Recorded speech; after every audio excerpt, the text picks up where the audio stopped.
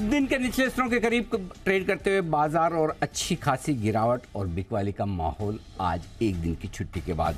Global संकेत भी कमजोर और हमारे अपने भी। अब बचा है आखिरी 1.5 घंटा, आएगी कुछ रिकवरी या फिर रहेगा दबाव। और आज रात है अमेरिका में अहम बैठक फेड की।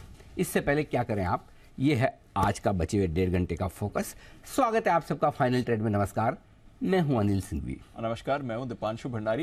एक्शन पूरा गिरावट वाला इस समय आ रहा है। मंडे को एक हमने डिसेंट गिरावट देखी थी, आज भी एक साइजेबल गिरावट, मंडे से ज्यादा की गिरावट आज आ रही है और चौतरफा वीकनेस। आज की गिरावट को इंडिसेंट मान लें थी, मंडे की डिसेंट थी तो जिस तरह से पोजीशन कट रही है। हाँ सर, आज तो थोड़ा मामला गड़बड़ ज्यादा है एक्चुअली, और लग भी रहा था सुबह कि आज संकेत ज्यादातर कमजोरी की तरफ है। तो दिन के निचले स्तरों पर 19,900 पर अब आ चुके हैं निफ्टी पर। तो कुछ इंपॉर्टेंट लेवल्स तोड़ते हुए और कुछ इंपॉर्टेंट लेवल्स के नज़दीक पहुंचते हुए दिख रहे हैं बाजार पे।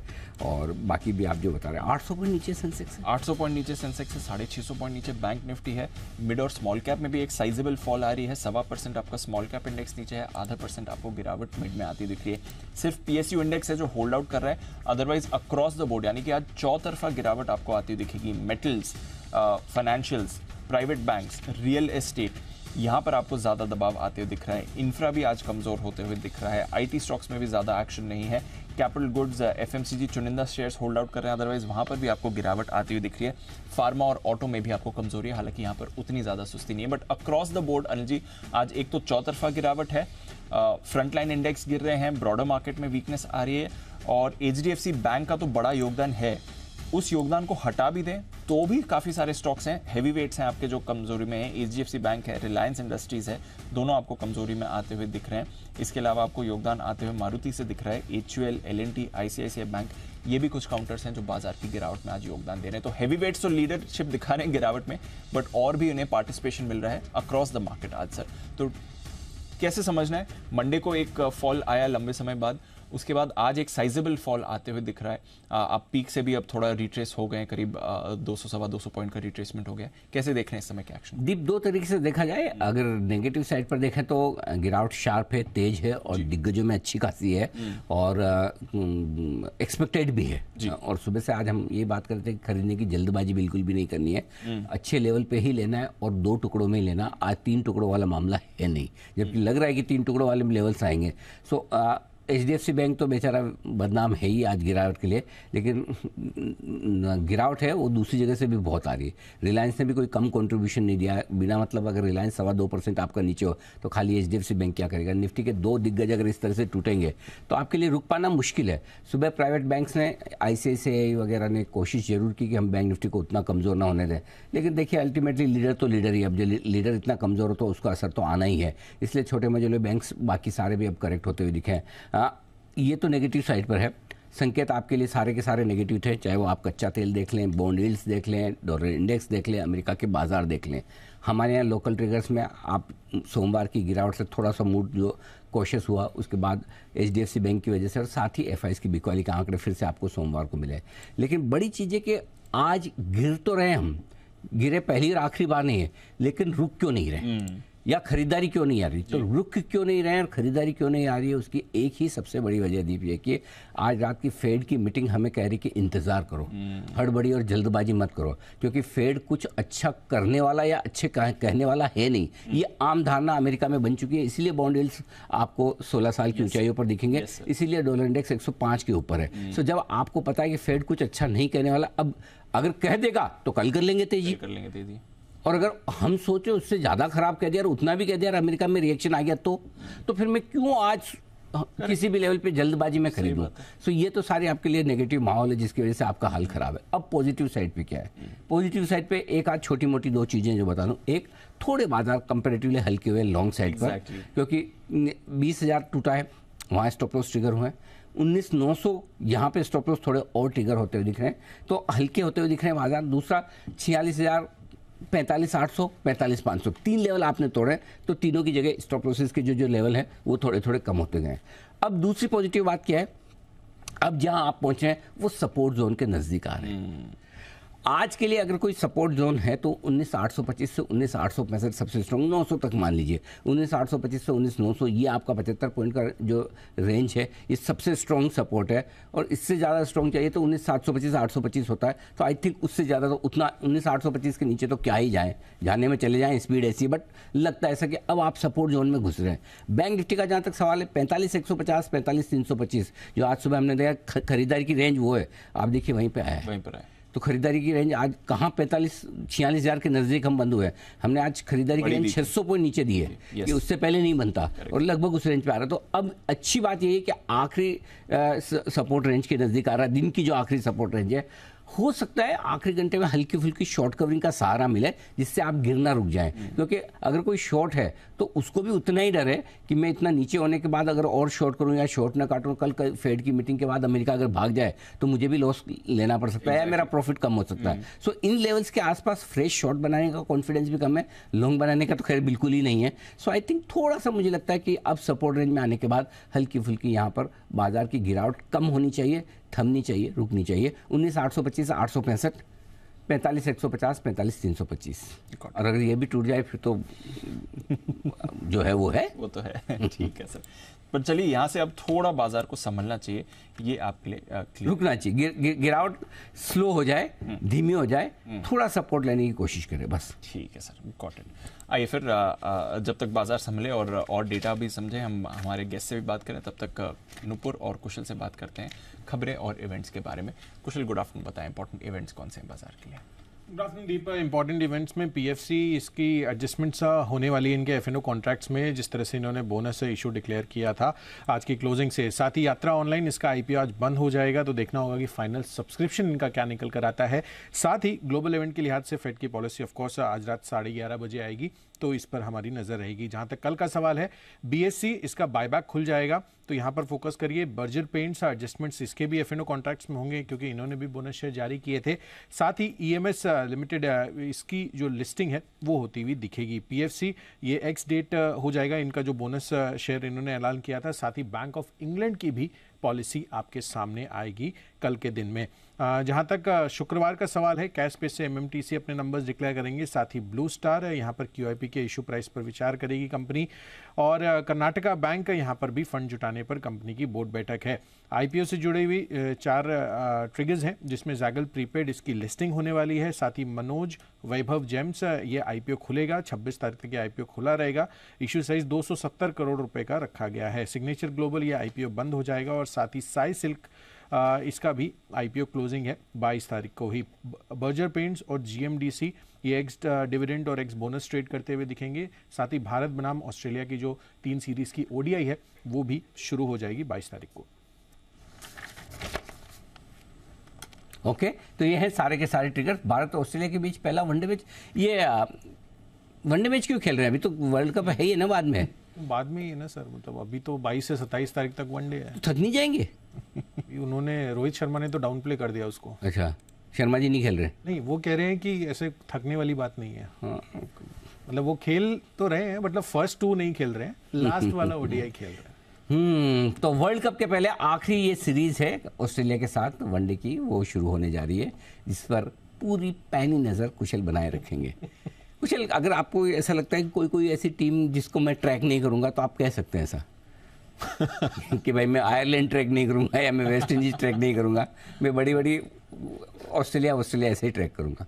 हाँ, मतलब ये तो है, बट इंडिया तो ऑफ कोर्स इसके साथ भी होगा, उसको तो ट्रैक करना ही है सर। चलिए बढ़िया, तो ये है ढेर सारे ट्रिगर्स। उसके अलावा खबरें जो बाजार खुलने के बाद आई हैं, नुपुर बताइए। बिल्कुल सर, काफ़ी सारे आईपीओ है, तो यात्रा के साथ शुरुआत करते हैं। आज इसका आखिरी दिन है और अब तक करीबन 94% ये बढ़ता हुआ दिखा है।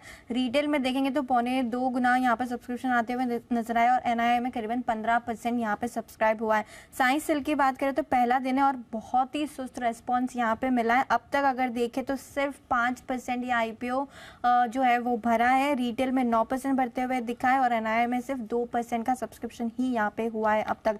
सिग्नेचर ग्लोबल, इसका भी पहला दिन है। रिटेल में 54% का सब्सक्रिप्शन यहाँ पे आते हुए दिखा है, NII में 42% दिखेगा और अब तक टोटल की बात करें तो 21% सब्सक्राइब होते हुए सिग्नेचर रिटेल आपको नजर आ रहा है। इसके अलावा जो जी बिजनेस की एक्सक्लूसिव खबर है, HL के लिए बड़ी खबर हो सकती है। 80,000 करोड़ का जो ऑर्डर है वो आने की संभावना है, 5 से 7 साल में ऑर्डर पूरा होने की उम्मीद है, तो ये स्टॉक भी आज फोकस में। SJVN के लिए भी बड़ी खबर आती हुई दिखे, कंपनी ने PFC के साथ MOU किया है जहां पे रिन्यूएबल प्रोजेक्ट की फाइनेंसिंग के लिए करार किया गया है।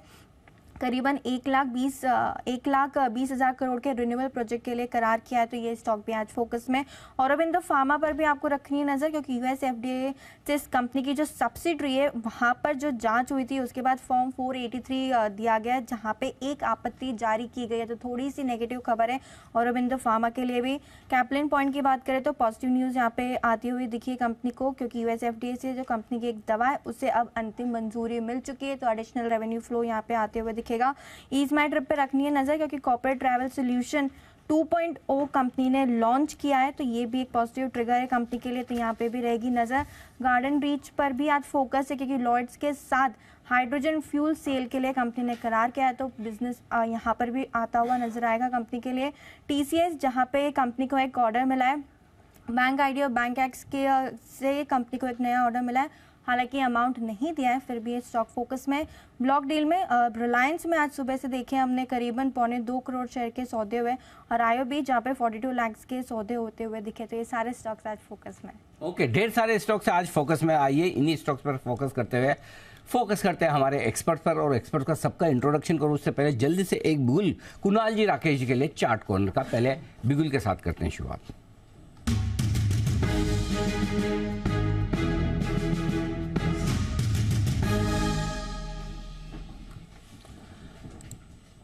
कुणाल जी राकेश जी, क्या बात है, आज क्लोजिंग शो में शुरुआत में बिगुल की फरमाइश, सब ठीक है? Anil ji all is well. वो मॉर्निंग शो में बोला था ना कि कुणाल जी गायब हो जाते हैं, आप छुट्टी लेते हैं, तो अब कुणाल जी थोड़ा सिंसियर हो रहे हैं। उनका मेरे को शो के बाद फोन पे बात भी हुई थी। हाँ। उन्होंने बोला है कि सिंसियरिटी में अब कोई शिकायत नहीं मिलेगी। ओह, तो ये सिंसियरिटी का अनिल जी साक्षात प्रमाण है मेरे और कुणाल जी की तरफ। वाह, क्या बात है, होमवर्क करके पहले से तैयार है। बताएं सर, कौन सा स्टॉक चुना है? अनिल जी जी कुणाल जी। अनिल जी शिकायत देने का अनिल जी पूरा एकाधिकार बंसल जी ने ले लिया। अनिल जी इनको स्वतंत्र प्रभार है अनिल जी शिकायत देने का। तो अनिल जी अब से शिकायत केवल यही देंगे आपको। अभी तक भी वैसे यही देते आए। आइए बताएं सर। अनिल जी खरीदारी की राय है कॉनकॉर्ड में। ना सिर्फ ये फ्राइडे के हाइस के ऊपर ट्रेड कर रहा है, स्टॉक के अंदर एक इंपॉर्टेंट पिवट भी टूट रहा है, साथ में एक पॉजिटिव क्रॉसओवर है बहुत लीडिंग और लैगिंग इंडिकेटर्स पर। ओवर टू कुणाल जी।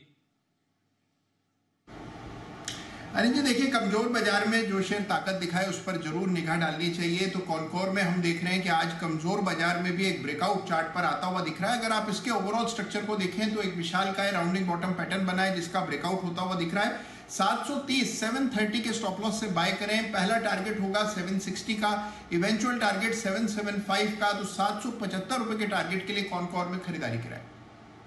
कॉनकॉर में है खरीदारी करने की राय कुणाल जी और राकेश जी की तरफ से। सरकारी कंपनियों में खरीदारी का रुझान है बरकरार, कहीं कोई ठंडा और धीमा पड़ने के संकेत अभी तक आए नहीं है, ये आपके सामने बिल्कुल आता हुआ। 730 का लगाना है आपको स्टॉप लॉस, 760 और 775 के टारगेट के लिए।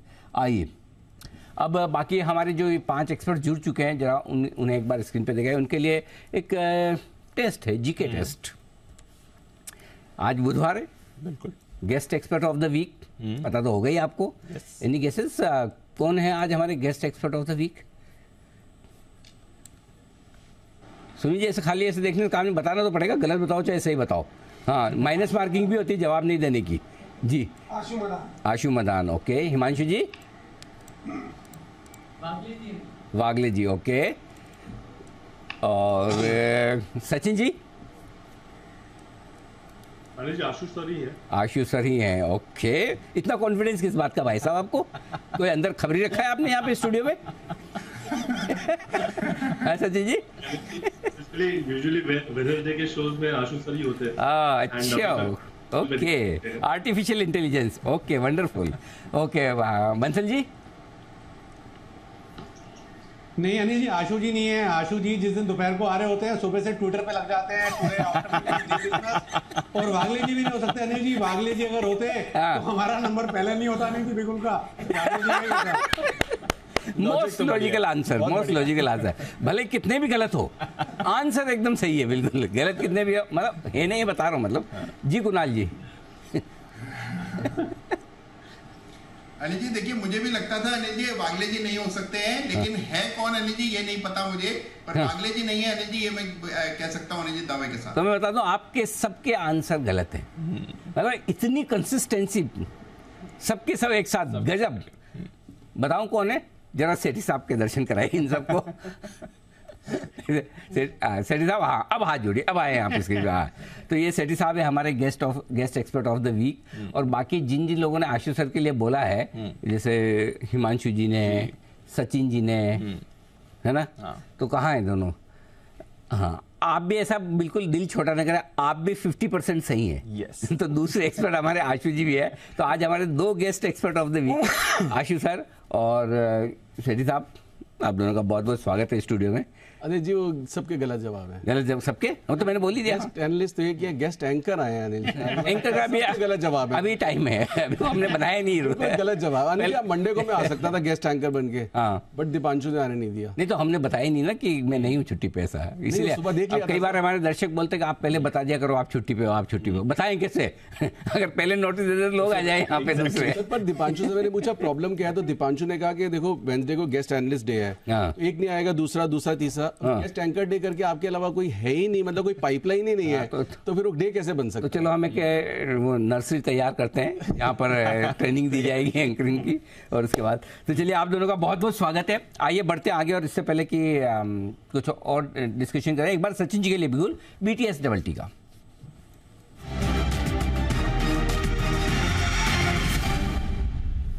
बताएं सचिन जी।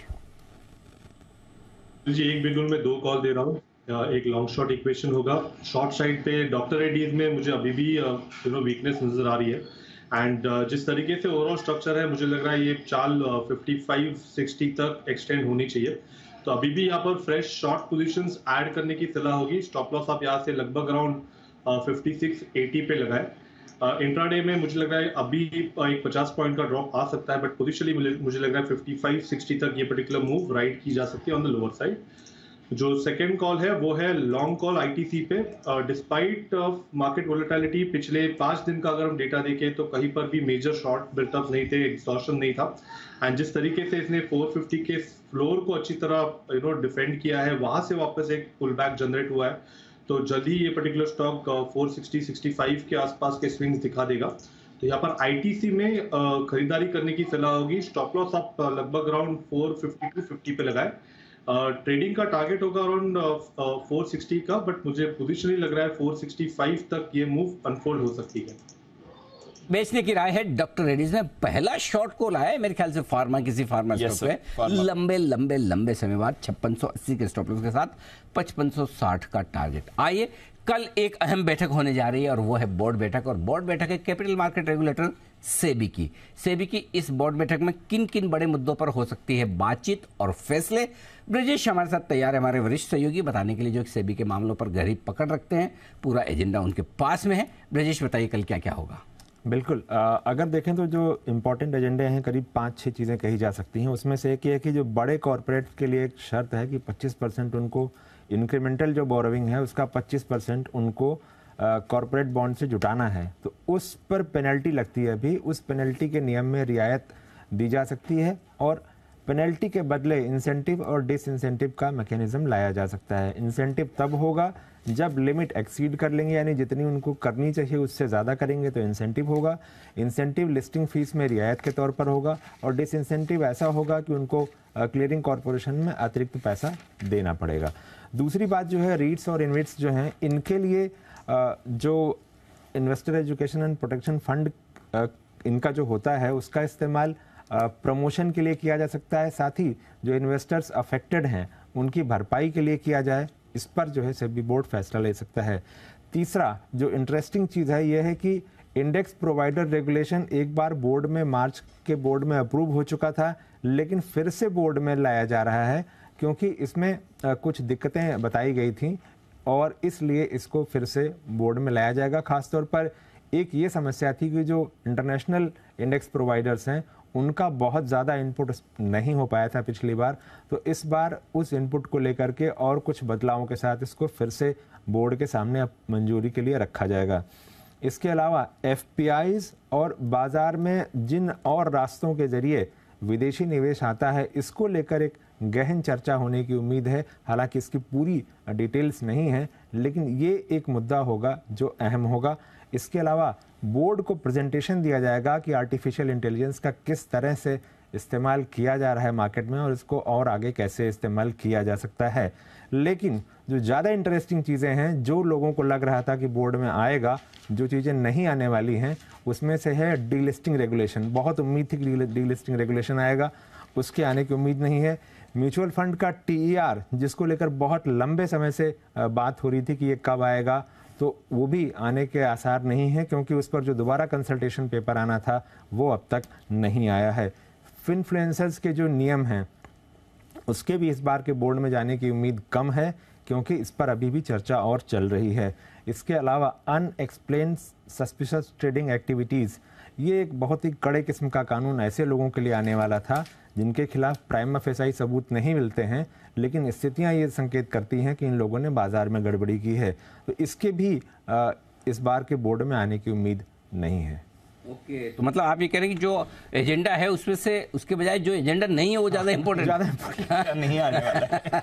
अब समझ में आया। लास्ट तक मैंने ध्यान से सुना ब्रजेश को, मैंने कहा कुछ इंपॉर्टेंट आ नहीं रहा ये भी नहीं है। लास्ट में सारा जो बड़ी चीज़ें अभी उसमें थोड़ा वक्त लगेगा। हाँ। जी, अच्छा, तो मतलब आगे वाली, इसके बाद वाली बोर्ड बैठक पर दिसंबर की जो बोर्ड मीटिंग है उसमें ऐसी उम्मीद कर सकते हैं कि शायद बड़ी बातें जो है अगली बार की बोर्ड में, चलिए नजर रहेगी बिल्कुल बराबर। और फिलहाल कल की मीटिंग के एजेंडा आपके सामने इस वक्त आते हुए, आइए बढ़ते आगे। और हमारे एक्सपर्ट सारे हमारे साथ तैयार हैं और नितिन जी हैं फोन लाइन पर इस वक्त। आइए लेते हैं उनकी तरफ से निफ्टी के निशानेबाज नितिन मुरार का।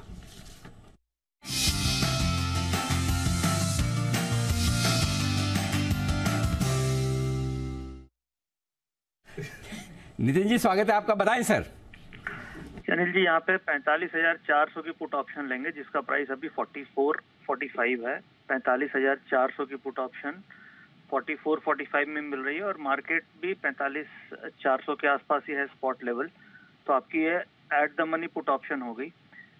अब 15 शेयर का लॉट है और इसमें जो रिस्क है ये एक तरीके से आप इसे हीरो जीरो मान के चलें। आप 45 में ले रहे हैं और इसका टारगेट होगा 90 के आसपास फर्स्ट टारगेट, और 90 के ऊपर निकलती है तो 120 का टारगेट होगा। हीरो जीरो ट्रेड ये मान करके चल रहे हैं, 45 पे ले रहे हैं, 90 का फर्स्ट टारगेट, उसके ऊपर 120 का। और अगर आपके पास ज़्यादा क्वांटिटी आप ले रहे हैं तो स्टॉप लॉस, आप फर्स्ट स्टॉप लॉस अगर आपको रखना है तो आप इसका फर्स्ट स्टॉप लॉस रख सकते हैं जो करीब होगा 10 रुपये के आसपास। यानी 45 फर्स्ट स्टॉप लॉस 10 का होगा और 10 के नीचे जाती है तो फिर 0 का स्टॉप लॉस। तो यही ट्रेड होगा अनिल जी। पुट ऑप्शन 45,400 की पुट ऑप्शन आज ही की एक्सपायरी का नितिन जी की तरफ से आपके लिए इस वक्त 45 रुपये में लीजिए और 10 रुपये का स्टॉप लॉस लगाइएगा और 90 और 120 के टारगेट दिए। नितिन जी इसके अलावा और कोई? अनिल जी एक ही पुट ऑप्शन। बहुत ही बढ़िया, वेरी नाइस, धन्यवाद। और ये बताइए नितिन जी कि ये जो थोड़ा आपका समय 2:15 से 2:30 के बीच में, क्या how are you feeling now? Anil ji ये मुझे अब ये टाइम मिल गया क्योंकि सेम डे अब ट्रेड मैच्योरिटी हो सकती है, क्योंकि जब आप 245 पे दे रहे थे तो कई बार लास्ट में टाइम नहीं मिलता था ट्रेड का। वेरी नाइस, और कॉन्फिडेंस आया है कि हो सकता है ट्रेड की जो क्वालिटी है वो और बेटर। चलिए बहुत ही बढ़िया, धन्यवाद नितिन जी। और ये आपके लिए पूरा का पूरा 45,400 का पुट ऑप्शन खरीदने के लिए। आइए, दो हमारे गेस्ट एक्सपर्ट है इस वक्त स्टूडियो में, दोनों आपस में बहुत देर से बात कर रहे हैं। अगर आप लोगों की बात खत्म हो गई तो मैं आपसे सवाल पूछूं। तो सर मैं तो वेट कर रहा हूँ। बाहर होते हैं तो जल्दी नंबर आ जाता है, यहाँ बैठ के तो मतलब हम बहुत ज्यादा बढ़ावा देना नहीं चाहते इसका मतलब आप लेट ही चलेगा। बताएं सर मार्केट पर व्यू और आपके मार्केट में मंडे को बाई चांस आप थे नहीं, बट बहुत इंटरेस्टिंग व्यू था किया था। अच्छा। और उसका लॉजिक बताता हूँ। अनिल जी 5 स्टॉक्स की बाय कॉल दी थी, 5 स्टॉक्स की, जिसमें और स्प्रेड दिए थे, इतने अच्छे स्प्रेड अनिल जी, एक 1.5 रुपए की कॉस्ट में। अच्छा। और right now as is where is basis पे भी जितनी मार्केट नीचे है ना, Ashok Leyland, NTPC, ITC, State Bank, ये सबके सब अनिल जी स्प्रेड अभी प्रॉफिट में है। वाह, साथ में दीपांशु को ये बोला था इंडेक्स में बियर स्प्रेड बनाना है क्योंकि इंडेक्स नीचे जाएगा, इंडेक्स नीचे स्टॉक ऊपर। और इंडेक्स में यही 2 रीजन बोले थे अनिल जी कि मुझे नहीं पता कब HDFC बैंक और रिलायंस ये अपना छोड़ देंगे। अच्छा। और अनिल जी मेरे एक्सपायरी एक्सीडेंट कैंडिडेट भी हैं, इनमें मैं अभी एक स्प्रेड भी दूंगा क्योंकि मैं 4-5 दिन के लिए मतलब I am travelling to Dubai, तो मैं नहीं होऊंगा तो एक्सपायरी अलर्ट इस बार मिस हो सकता है, बट मैं आज ही दे रहा हूँ। कब से कब तक, ताकि हमें पता रहे उस समय कितनी तेजी करनी है? हो सकता है मैं तेजी तो अभी भी अनिल जी 5 स्टॉक के बुल स्प्रेड, 5 स्टॉक के, और सिर्फ इंडेक्स का। उसमें अनिल जी एक और जो ये डेली एक्सपायरी हो गई है ना, ये अभी अनिल जी ये ना इसकी ना बैक टेस्टिंग नहीं हुई है, लोगों को समझ नहीं आ रही है कि क्या होगा, इसका रेपरकशन क्या है। प्रीमियम जितने कम हो गए हैं, बेचने वाला पिछले 4 बार से क्या हुआ, जैसे होता है ना मम्मी से मार पड़ती है, नहीं अब कॉल नहीं बेचूंगा, अब कॉल नहीं बेचूंगा, तो फिर वो पुट का कंफर्ट आ गया। तो ये भी दीपांशु को बोला गया वो पुट वाले का नंबर आने वाला है। तो ये तो हर हफ्ते कुछ ना कुछ होता रहेगा और वो इंडेक्स की वजह से होगा, उसमें जरूरी नहीं कि सारे स्टॉक्स पार्टिसिपेट करें। तो बहुत ज्यादा अपना इंटरेस्टिंग मार्केट होने वाली है, डिफिकल्ट भी हो सकती है बट इंटरेस्टिंग होने वाली है कि आपको लॉन्ग शॉट बहुत बढ़िया बनाना पड़ेगा। जैसे मतलब समीर अरोड़ा मेरे फेवरेट इसलिए हैं कि लॉन्ग शॉट तो हमेशा रहना ही रहना है।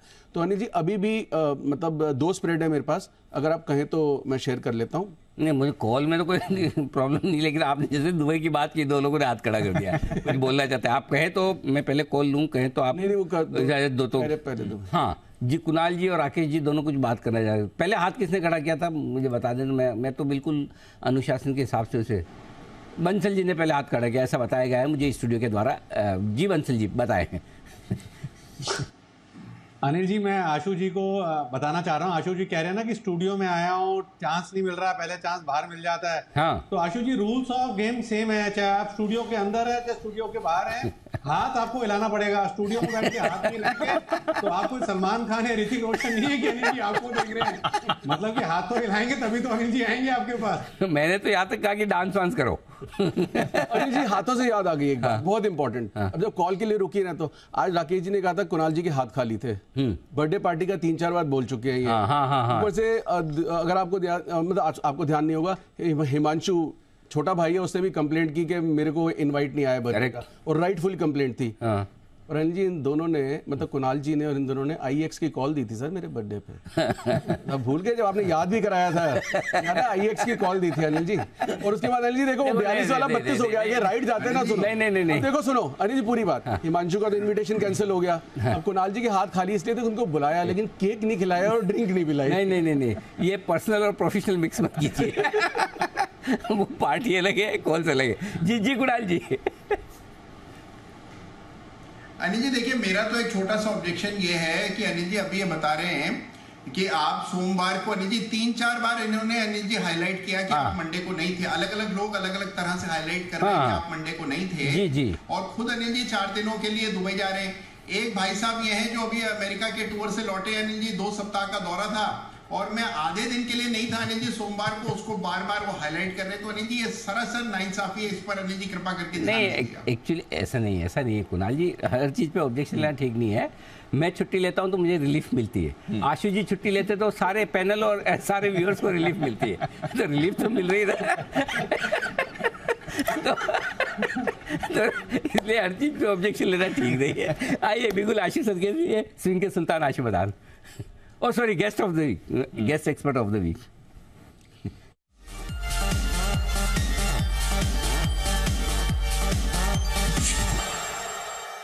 आशु सर बताइए।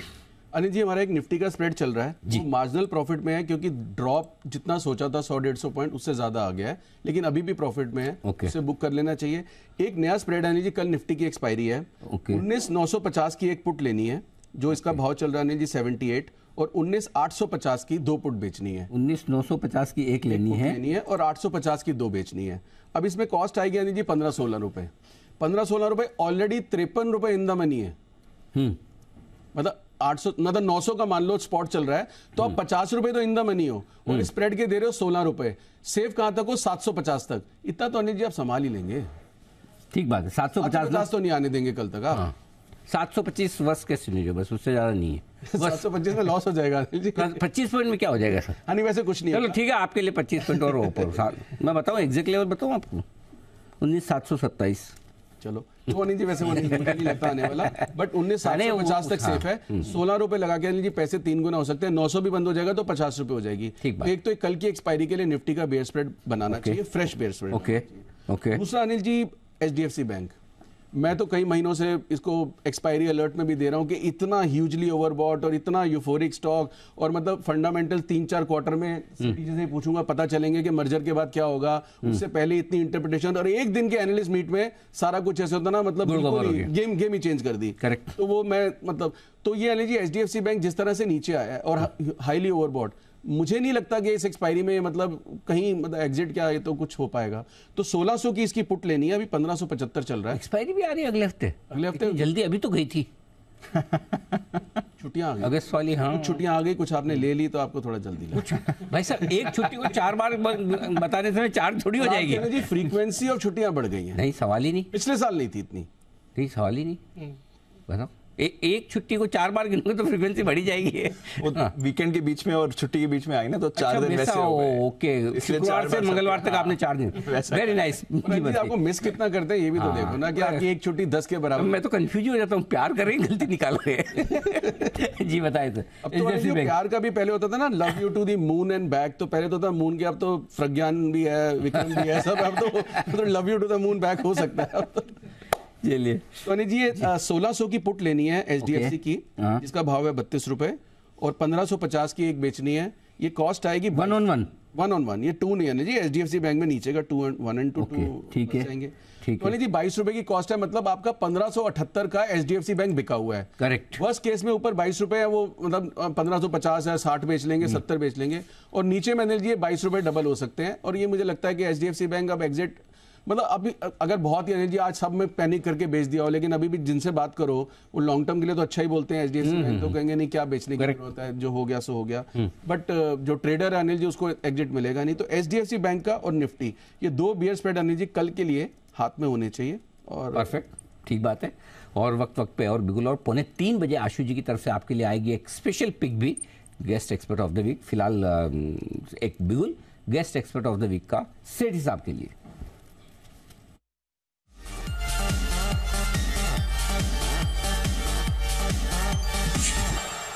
सर साहब, आपको नहीं लगता जो आपका जो बिगुल है सदाबहार से, उससे बेटर बिगुल ये है?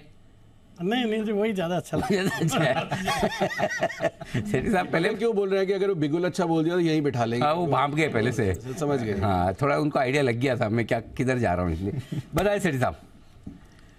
Good afternoon Anil ji, good afternoon Deepanshu, good afternoon Ashu ji. Anil ji गलत दिन आ गया हो एक्चुअली।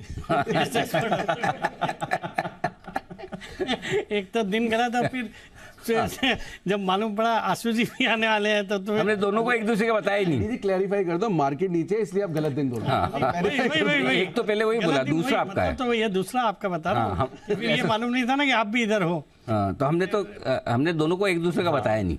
किसी का ट्वीट भी आया कि बुल और बेयर दोनों को एक साथ बता लिया। ये बात तो सही है, बिल्कुल ठीक बात है। बताएं। फिर भी अनिल जी, आज के इस बाजार में भी कैश मार्केट में उतनी कोई परेशानी नहीं है, वहाँ पे अभी भी अच्छे आइडियाज और अच्छे स्टॉक्स अच्छा कर रहे हैं, या फिर अगर कहीं थोड़ी बहुत प्रॉफिट बुकिंग भी है तो वो बहुत ही मामूली है जी। मतलब जिस तरह से निफ्टी में कट है उस हिसाब से कैश मार्केट या मिड कैप स्मॉल कैप में उतनी बड़ी गिरावट नहीं है। तो अनिल जी, पहला जो स्टॉक है, मतलब बाद में दूसरा भी दूंगा अनिल जी, पहला स्टॉक का मतलब यही हुआ, तो जो पहला स्टॉक जिसमें खरीदारी करनी है वो है आज शिपिंग कॉर्पोरेशन ऑफ इंडिया, जो अभी 140 के लेवल पे ट्रेड कर रहा है।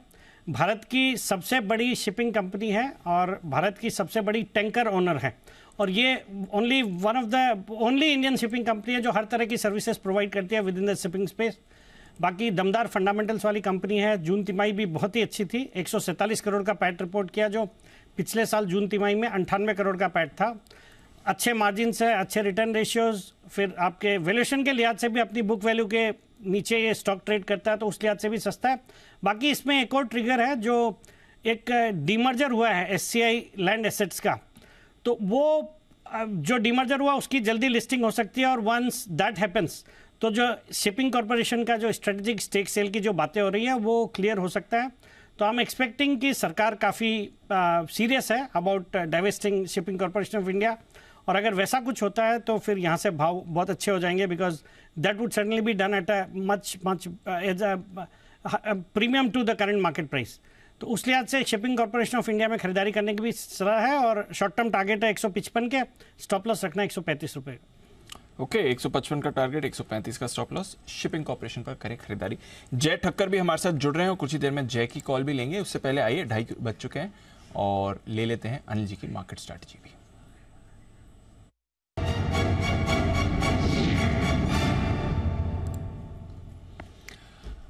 बाकी बाजारों का मूड खराब करके अमेरिकी फ्यूचर्स तो इस समय आपको एकदम स्टेबल दिख रहे हैं। 50 पॉइंट ऊपर डाउ फ्यूचर्स दिखेगा और करीब 30 पॉइंट ऊपर नैस्डैक फ्यूचर्स हैं। S&P फ्यूचर्स में आपको थोड़ी सी गिरावट दिख रही है, बट अदरवाइज डाउ और नैस्डैक फ्यूचर्स में तो कोई परेशानी नहीं है इस समय।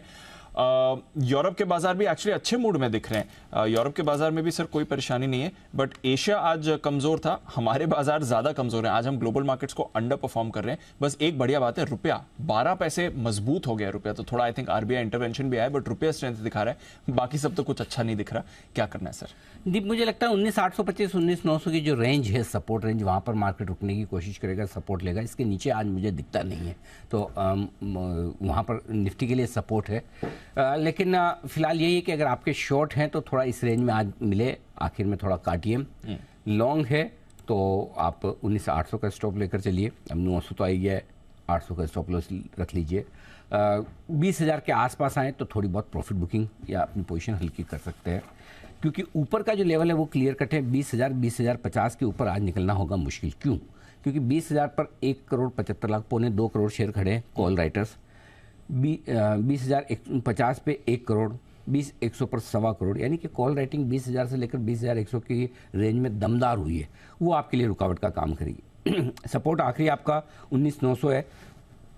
पुट में 83 लाख शेयर है और वहीं उसके आसपास आप सपोर्ट ले रहे हैं। सो मैं 19,900 और उससे नीचे हल्की फुल्की शॉर्ट कवरिंग और थोड़ी बहुत खरीदारी करने के लिए तैयार हूँ फॉर द टारगेट ऑफ 20,000। ठीक है, 20,000 के आसपास 5-10 पॉइंट अपना दिमाग लगा लीजिए, कुछ देख लीजिएगा। ठीक है। रहा सवाल बैंक निफ्टी का, जहां आज वीकली एक्सपायरी है।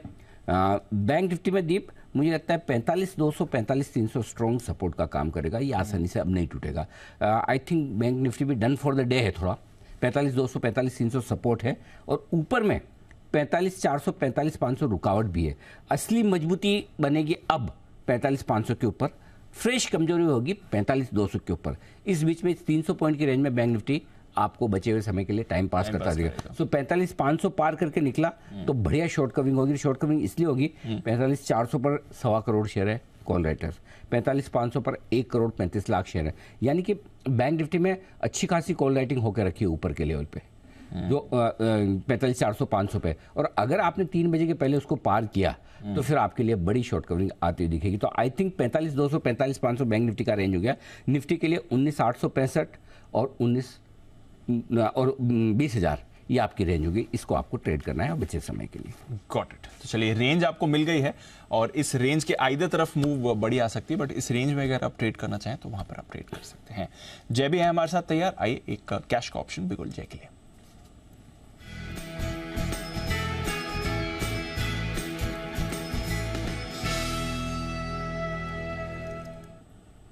गुड आफ्टरनून जय, बताएं सर क्या कर रहे हैं आज?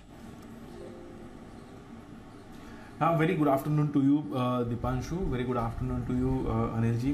वेल दीप, मेरी राय तो यही थी कि हमें मार्केट में थोड़ी वीकनेस देखने मिल सकती है, इसलिए बैंक निफ्टी का पुट ऑप्शन भी लास्ट ट्रेडिंग सेशन में रिकमेंड किया था और आज सुबह भी मैंने यही कहा कि 19,850 के आसपास निफ्टी के लेवल्स हमें देखने मिल सकते हैं, जो देखने मिले। दीप, मिड कैप निफ्टी का 25 सितंबर की एक्सपायरी का 9,200 के स्ट्राइक का पुट ऑप्शन मैं सजेस्ट कर रहा हूँ। ये 85 पर अभी ट्रेड कर रहा है। 85 पर 9,200 के स्ट्राइक का put option mid cap Nifty का आप खरीदें। यहाँ पे आपको जो स्टॉप लॉस रखना होगा that can be placed eight 40 रुपये पर आप एक स्टॉप लॉस लगाकर इसे खरीदें। 85 पर खरीदें। टारगेट्स ऊपर में दीप इसमें आपको देखने मिल सकते हैं 140 रुपये से लेकर 175 तक, 140 175 ये दो टारगेट्स के लिए आपको खरीदना है। मिड कैप निफ्टी का 9,200 के स्ट्राइक का पुट ऑप्शन जो in the money put option है 50 रुपये से। आई थिंक यहाँ पे भी आपको गोइंग फॉर वीकनेस देखने मिलेगी।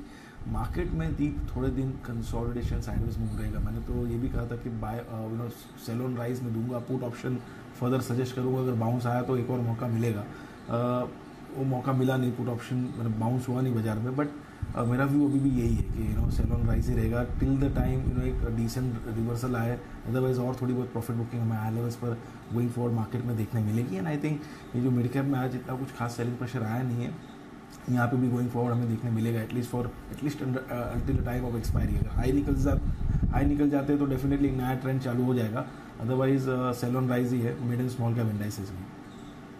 ये है जय के लिए राय। हाँ इरशाद मतलब एक तो सर जय की अप्रिशिएट करना, उस दिन दीपांशु ने बोला था मैं मंदी में था और जय ने भी पुट दिलाई थी बैंक निफ्टी, तो उसके लिए स्पेशल अप्रिसिएशन। और आज सुबह भी अनिल जी मतलब इतनी अच्छी, मतलब एक तो मैं बहुत अच्छा सरप्राइज हुआ क्योंकि कॉन्ट्रा कॉल को ये देता है ना पुट दिलाने वाला, वैसे थोड़ी सी रिस्पेक्ट बढ़ जाती है, मतलब हल्की थोड़ी सी बढ़ जाती है। ओके जय ज्यादा कुछ में रही है, थोड़ी सी बड़ी है, खास फर्क नहीं आया। नहीं ज्यादा बोलूंगा तो सर बुल्स पीछे पड़ जाते हैं मेरे, इसलिए ऐसे नहीं बोलना, मेरे इतने सारे लॉन्ग स्टॉक्स जी। और दूसरी चीज सर देखो उस दिन की भी कॉल अच्छी, आज की भी अच्छी, और इतना उदासी चेहरे पे जाके इतने रहती है ना, मतलब कॉल राइट होने की। अब अगर मंदी है, मंदी की मार्केट में आप कॉल दे रहे हो और मंदी हो रही है, आप प्रॉफिट हो रहे हैं, तो इतना उदासी का चेहरा क्यों? Have fun, enjoy. हाँ जय का ना थोड़ा सा मुझे सर एक दिन स्टूडियो में बुलाओ, इसको भी करते हैं सर। आए तो थे मिठाई लेके। हाँ मैं बताता हूँ, देखिए अनिल जी ऐसा कुछ उदासी का माहौल तो नहीं अनिल जी, बट एक चीज मैं कहना चाहूंगा कि आज 1.5 दिन के गणपति का भी अनिल जी। हाँ अच्छा, थोड़ा वो सेंटिमेंटल इफेक्ट है। बिल्कुल ठीक बात है। वैसे जय तो आए थे पिछले बार मिठाई लेके। अरे मिठाई से याद आया सर, ये देखो अब ऐसा हो सकता है जय ले आए मिठाई, और सर ऐसी मिठाई है, मतलब मैं दुबई जा रहा हूँ अभी, लेकिन दुबई की मिठाई पहले आ गई। इसको कहते हैं अच्छी एंकरिंग। ये रह जाती भाई साहब, नहीं तो दुबई अभी जाना है, लेकिन दुबई से मिठाई पहले आ गई। बकलावा के बताओ, है बकलावा सर, बिल्कुल देख के शिकार। अरे वाह क्या बात है, वाह वंडरफुल, वेरी नाइस। हम में से ये मिठाई तो दीप ही खा सकते हैं जो सबसे ज्यादा फिट है। सर इतना आप खा के देखो सर, बहुत बढ़िया है। बिल्कुल यू हैव टू सर, बिल्कुल। अभी आई इंसिस्ट। वाह दीप लीजिए जरा एक बार उधर आशु जी इनको भी खिलाइए, फिर मैं लेता हूँ। चलिए तो अच्छा जय का कॉल क्या था? जय कॉल तो हम मिठाई के डिस्कशन में रह गए, कॉल तो रह गया, बताइए क्या था कॉल आपका? जी मिड कैप निफ्टी का मैंने 90-200 के स्ट्राइक का put option Anil ji suggest किया 85 पर 40 रुपए के स्टॉप लॉस के साथ अनिल जी। 140 145 से लेकर 170 तक के लेवल्स आपको देखने मिल सकते हैं। In the money put option मैंने रेकमेंड किया, ये 25 सितंबर की एक्सपायरी का है अनिल जी। इसका एक 9200 का करेक्ट,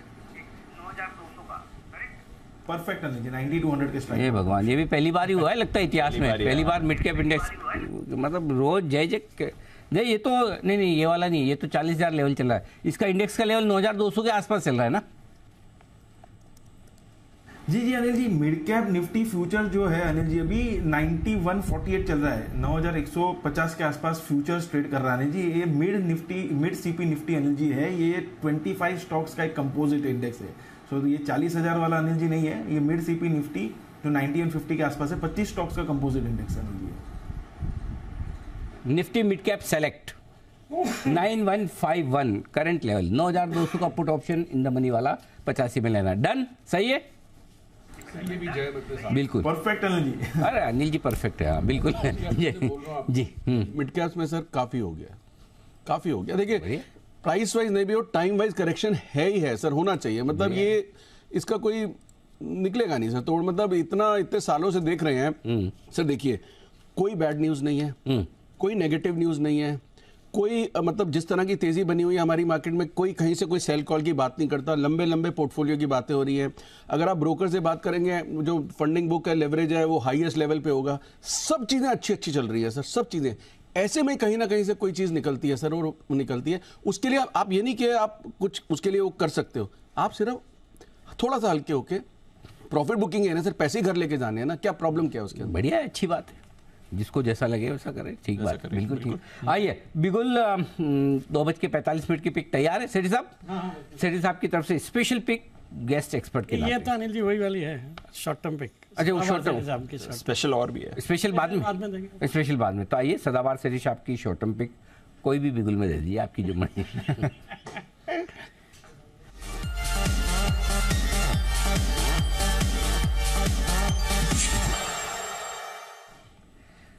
बताएं सर। हाँ बिल्कुल अनिल जी, आज की इस गिरावट वाले बाजार में खरीदारी करने की सलाह है स्टोव क्राफ्ट में। जो अभी 528 के लेवल पे ट्रेड करता है। इतना ज्यादा पसंद कैसे आपको? अच्छा पहले लेवल बता दो, आप पहले लेवल 528 पे ट्रेड कर रहा है, 555 का टारगेट है शॉर्ट टर्म और 520 का स्टॉप लॉस रखना है। ओके अनिल जी, ये भारत की सबसे बड़ी, one of the biggest largest kitchen appliances company है, जो कि कई सारे किचन अप्लायंसेस बनाती है और तीनों चारों सेगमेंट को कैटर करती है। जैसे पिजन इनका ब्रांड है जो मास सेगमेंट को कैटर करने के लिए, फिर गिल्मा नाम का भी एक ब्रांड है इनका, और ब्लैक प्लस डेकर जो प्रीमियम ब्रांड है उसमें भी ये कंपनी है। और फिर इन्होंने कुछ एक्सपेंशन किया या फोरे किया है, ये जो LED bulbs, oximeters, MCB, switches, sockets, ये सब के सेगमेंट में इन्होंने स्कावा इलेक्ट्रिक नाम की एक कंपनी को एक्वायर किया और अब ये सब भी कर रहे हैं। बाकी एक ज़बरदस्त पैन इंडिया डिस्ट्रीब्यूशन नेटवर्क है, 34,000 डीलर्स है, 14 से ज़्यादा देशों में इनका प्रेजेंस भी है। फंडामेंटल्स बहुत ही अच्छे हैं और अनिल जी, ये स्टॉक भी अपने रिसेंट हाइट से करेक्ट होकर इन लेवल्स पे ट्रेड कर रहा है। मुझे लगता है यहाँ पे खरीदारी करनी चाहिए और for a target of 555, stop loss of 520। ये है आपके लिए स्टॉक क्राफ्ट खरीदारी करने की राय। आपके लिए 520 का स्टॉप लॉस, 555। आपकी तैयार है पिक सर? बिल्कुल। Guest expert of the week Ashu sir. Sir मुझे लगता है कि अरे एक बिगुल सर। अच्छा नहीं, मैं तो सेठी से थोड़ा गुफ्तगू होना चाह रहा था। आशु सर के लिए बिगुल।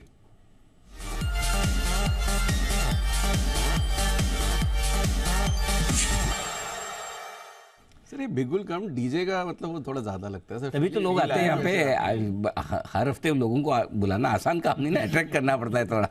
जी सर। जैसे अभी आप कहते हैं ना ये स्टोन क्राफ्ट, इनको मुझे तो लगता है सर, हाँ स्टोव क्राफ्ट अभी जो आप बात कर रहे थे, मुझे तो लगता है सिटी जी के बाद 15-20 स्टॉक का ना टेम्पलेट तो तैयार है कि कभी भी, मतलब वो तो ऐसे हैं इतने फेवरेट कि कभी भी निकल आएंगे। क्या सेठी साहब ने इंटीरियर का काम कराया हो, घर में किचन का ये सब लाए होंगे, महंगे पड़े होंगे, तो भाभी जी ने बोला बहुत महंगे, तो बोले चलो इसी का शेयर खरीद लेते हैं। तो क्या है, जो कंपनी आपको लगे लूट रही है उसी के शेयर खरीदो। इन्होंने सर घर पे क्या क्या किया हुआ है जो 10, 12, 15 स्टॉक जो हमेशा रेडी रहते हैं, कहीं ना कहीं 12-15 तो हम ये और बंसल जी हमारे दोनों। बिल्कुल जी, बताएं सर। अनिल जी, स्टॉक का मैंने एक शॉर्ट टर्म स्प्रेड भी दिया था परसों मंडे को ही, और मतलब स्प्रेड जितने अच्छे लग रहे बन रहे थे सर, 1-1, 1.5 रुपए में स्टॉक है एनटीपीसी। ओके, एनटीपीसी को सर अभी भी लेना है। ये हर ऊपर का पड़ाव बना के कंसोलिडेट कर रहा है। पहले 200 से 220, फिर 20 से 30, फिर 30 से 40, अब ये 40 के कंसोलिडेशन चल रही है। तो एनटीपीसी है वो स्टॉक जिसको अनिल जी देखिए, अब स्टॉप लॉस तो मतलब ये सर अगर आप मुझसे ऐसी पिक ले रहे हैं तो ये ट्रेडिंग पिक नहीं है कि मैं 230 रुपए का ऑब्वियसली कंप्लायंस के लिए स्टॉप लॉस दे दूं, बट ये या अगर स्टॉप लॉस करने हैं तो फिर स्प्रेड बनाओ 240-50 जैसे बनवाया। अदरवाइज इसमें अभी भी बहुत मुझे लगता है कि अपसाइड है। जो री रेटिंग हुई है और जिस तरह से मूवमेंट हुई है, जैसे हमने बाकी पीएसई स्टॉक्स के अंदर देखा है, तो ये एक अच्छा वो लगता है। एक अनिल जी, मैंने ना अभी आपको बताता हूँ, मैंने 5 स्प्रेड बनाए थे उस दिन। एक अशोक लेलैंड, एक एनटीपीसी, एक आईटीसी भी अच्छा लग रहा है सर, और एक स्टेट बैंक का। स्टेट बैंक आज वागले जी आज इसमें मतलब शो पे नहीं है, बट अदरवाइज जैसे वो सर बोलते हैं ना कंडीशनल कॉल, अभी मैंने एक स्प्रेड बनाया 620-25 तक पीक प्रॉफिट आएगा, 600-625 का 1:2। पर सर जो मैं बार बार बोल रहा हूँ वो कि bank of Baroda, can bank ये सब चल गए और स्टेट बैंक ना चले, ऐसा हो नहीं सकता। करेक्ट। ये 4-5-6 बार शायद हो चुका है सर, 620-25 से वापस आता है। वो एक ऐसा लेवल है, वो क्रॉस कर गया तो अनिल जी 700 रुपए स्टेट बैंक होगा, ये रुकेगा नहीं फिर ये। बट कौन सा लेवल है? 620-25 और वो हो सकता है। आज भी देखो अनिल जी आसपास, मतलब एचडीएफसी बैंक डेर हो रहा है, रिलायंस हो रहा है, बैंक निफ्टी डेर हो रहा है, सारी चीजें। स्टेट बैंक वहीं का वहीं था, बल्कि सुबह तो मंदी में भी 607-8 का भी भाव बनाया। तो it is only a matter of time. But ये है कि स्टॉक ऐसा है कि अनिल जी वो 620 से चलने के बाद 4 बार गया तो 4 बार 560 भी तो दिखाया और तारे भी दिखा देता है, तो उस चीज का ध्यान रखना है। बट अदरवाइज ये एक बार क्रॉस कर गया, कंडीशनल है। बट एनटीपीसी अनिल जी बिल्कुल। तो एनटीपीसी पर रखिए नजर, डिलीवरी लेकर आप कह रहे हैं कि लेकर इसे ट्रेड कर सकते हैं। आइए सुमित जी भी हैं हमारे साथ, और सुमित जी से भी एक कॉल लेना है। बिल्कुल सुमित जी के लिए ओके, सुमित जी के कॉल नहीं है, बट सुमित जी जरा मार्केट पर भी नजर डालें। स्टॉक्स में देखिए बड़ा मूवमेंट आ रहा है इस समय, और कुछ काउंटर्स जहां पर आपको स्पेशली आज थोड़ा ज़्यादा प्रेशर आते हुए दिख रहा है, उस पर आपकी राय लेना चाहूँगा। सुबह हम बात कर रहे थे एचडीएफसी बैंक की, अनिल जी का स्टॉक ऑफ द डे था, सारे टारगेट्स आ गए, उसके नीचे भी आया है। चार्ट्स पर अब टेक्निकल लेवल कौन सा निकल कर आ रहा है, अगला सपोर्ट कहां देख रहे हैं सर? दिवांशु, गिरावट तो अच्छी खासी है। एचडीएफसी बैंक के अंदर दबाव देखने को मिल रहा ही है। 1600 का लेवल टूट गया, उसके नीचे भी सस्टेन कर रहा है। इमीडिएट 1550 का सपोर्ट है, अगर ये लेवल टूटा तब गिरावट और बढ़ेगी। फिर 1525-1500 रुपए तक के लेवल एचडीएफसी बैंक में देखने को मिल सकते हैं। तेजी बनेगी जब स्टॉक अब 1600 के ऊपर सस्टेन करेगा, 1600 का लेवल ऊपर में तोड़ेगा, तब इसमें फ्रेश बाय का व्यू बनेगा। जब तक ये लेवल ऊपर में टूटता नहीं है तब तक स्टॉक का स्ट्रक्चर वीक हुआ है। 1550-1500 ये लेवल नीचे में सपोर्ट के तौर पे काम करेंगे और नीचे के लेवल देखने को मिल सकते हैं। यह आपके लिए एचडीएफसी बैंक, जहां पर आपको प्रेशर आते हुए दिख रहा है, स्टॉक पर दबाव बना हुआ है इस समय। कुछ और काउंटर्स जहां पर आपको एक्शन आते हुए दिख रहा है। लुपिन, इस पर रखिए नजर, 1.5% ऊपर है। थोड़ा फार्मा शेयर्स में एक्शन है, सारे फार्मा शेयर्स नहीं बट कुछ फार्मा शेयर्स एक्शन में, और लुपिन डेज हाई पर आया है। बंसल जी जरा देखिए लुपिन का चार्ट को, 1150 को क्रॉस कर रहा है सर। जी दीपांशु, लुपिन को देखें तो कंटिन्यूसली टेक्निकली स्ट्रक्चर बुलिश है। करेक्शन से स्टॉक के अंदर बिल्कुल भी नहीं आ रही है, हल्का सा साइडवेज हुआ था। खरीदारी की राय है दीपांशु, 1135 का एक स्टॉप लॉस लगाना चाहिए और 1175 1182 के टारगेट के लिए लुपिन को बाय किया जा सकता है। यह है आपके लिए लुपिन, इस पर भी रखिए नजर, एक्शन में आ रहा है काउंटर। थोड़े तो फार्मा स्टॉक्स हैं जहां पर मूव आ रही है। डॉक्टर लाल पैथलैब्स, ये एक और काउंटर है जहां पर आपको एक अच्छी मूव आती हुई दिख रही है। सचिन जी जरा डॉक्टर लाल पैथलैब्स का भी चार्ट देखें सर, इसमें भी एक्शन बना हुआ है। दीपांशु, काफी कंसिस्टेंट रहा है काउंटर। इनफैक्ट पिछले हफ्ते से जो इसने अपने एक बेस से एलिवेशन लिया है, आई थिंक 2200 का जो बेस है वो काफी फर्म है, एंड वीकली चार्ट पे एक फ्लैट ब्रेकआउट हुआ था, तो उसी का ये फॉलो थ्रू एक्शन है। इमीडिएट हर्डल इसे 2460 के आसपास का है। जैसे ही मुझे लग रहा है ये पार होगा उसके बाद एक काफी बड़ी अपमूव यहाँ पर ट्रिगर होनी चाहिए। पैटर्न वाइज अगर हम ओवरऑल स्ट्रक्चर को देखें तो वहाँ पर एक कप एंड हैंडल फॉर्मेशन भी है वीकली और मंथली चार्ट्स पे, बट वो सारे पैटर्न्स मुझे लग रहा है जैसे ही स्टॉक 2600 के आसपास के स्विंग्स बनाएगा उसके बाद एक्टिवेट होना चाहिए। बट इमीडिएट बेसिस पे जैसे ही मोमेंटम है, मुझे लग रहा है मोमेंटम थोड़ा सा और एक्सटेंड होना चाहिए। 2550 तक की हेडरूम यहाँ पर अवेलेबल है। स्टॉप लॉस अगर किसी की एग्जिस्टिंग पोजीशन है तो लगाए लगभग अराउंड 2385 पे। ओके, ये है आपके लिए डॉक्टर लाल पैथलैब्स, 2385 का एक स्टॉप लॉस लगाइए और पोजीशन राइड करिए, कोई परेशानी नहीं है। स्टॉक में एक्शन आ रहा है। एयू स्मॉल फाइनेंस बैंक पर आपको एक्शन दिख रहा है। आज बैंक्स के लिए, स्पेशली प्राइवेट बैंक्स के लिए उतना अच्छा दिन नहीं है, but AU small finance bank आपका डेज हाई पर ट्रेड कर रहा है। हिमांशु जरा इसका चार्ट देखें सर, क्या चल रहा है एयू स्मॉल फाइनेंस बैंक में? बिल्कुल, आज के सेशन में यहाँ पर एक contrary to the banking index एक अच्छा ब्रेकआउट देखने को मिला है। इनफैक्ट 745-750 मल्टीपल रेजिस्टेंस जोन था, उसको स्टॉक ब्रीच करके 750 के साइकोलॉजिकल रेजिस्टेंस के ऊपर टिका हुआ है। मेरा मानना है कि यहाँ पर अपसाइड जो है वो थोड़ी और देखने को मिल सकती है। इमीडिएटली 762-765 एक इमीडिएट हर्डल है, तो मुझे लगता है कि तेजी की पोजीशंस में बने रहें। अगर कोई टिप 748-749 तक मिलता है तो फ्रेश पोजीशन बनाई जा सकती है 744 के स्टॉप लॉस के साथ। 765 रुपए का एक पहला एक हर्डल है, वो उसका एक टारगेट लगाकर ट्रेड लिया जा सकता है। उसके ऊपर अगर स्टॉक क्लोज होता है तो मुझे लगता है आगे चल के स्टॉक में और फर्दर स्ट्रेंथ दिखेगी और पोजीशनली स्टॉक 800 रुपए तक भी जा सकता है। ओके, तो ये है आपके लिए AU small finance bank. Private banks में भी आपको एक्शन बढ़िया वाला बनते हुए दिख रहा है। राय सेठी साहब आपको देने वाले थे एक स्पेशल पिक, स्टूडियो में आए हैं, गेस्ट ऑफ द वीक बनकर भी, लेते हैं उनकी एक स्पेशल कॉल।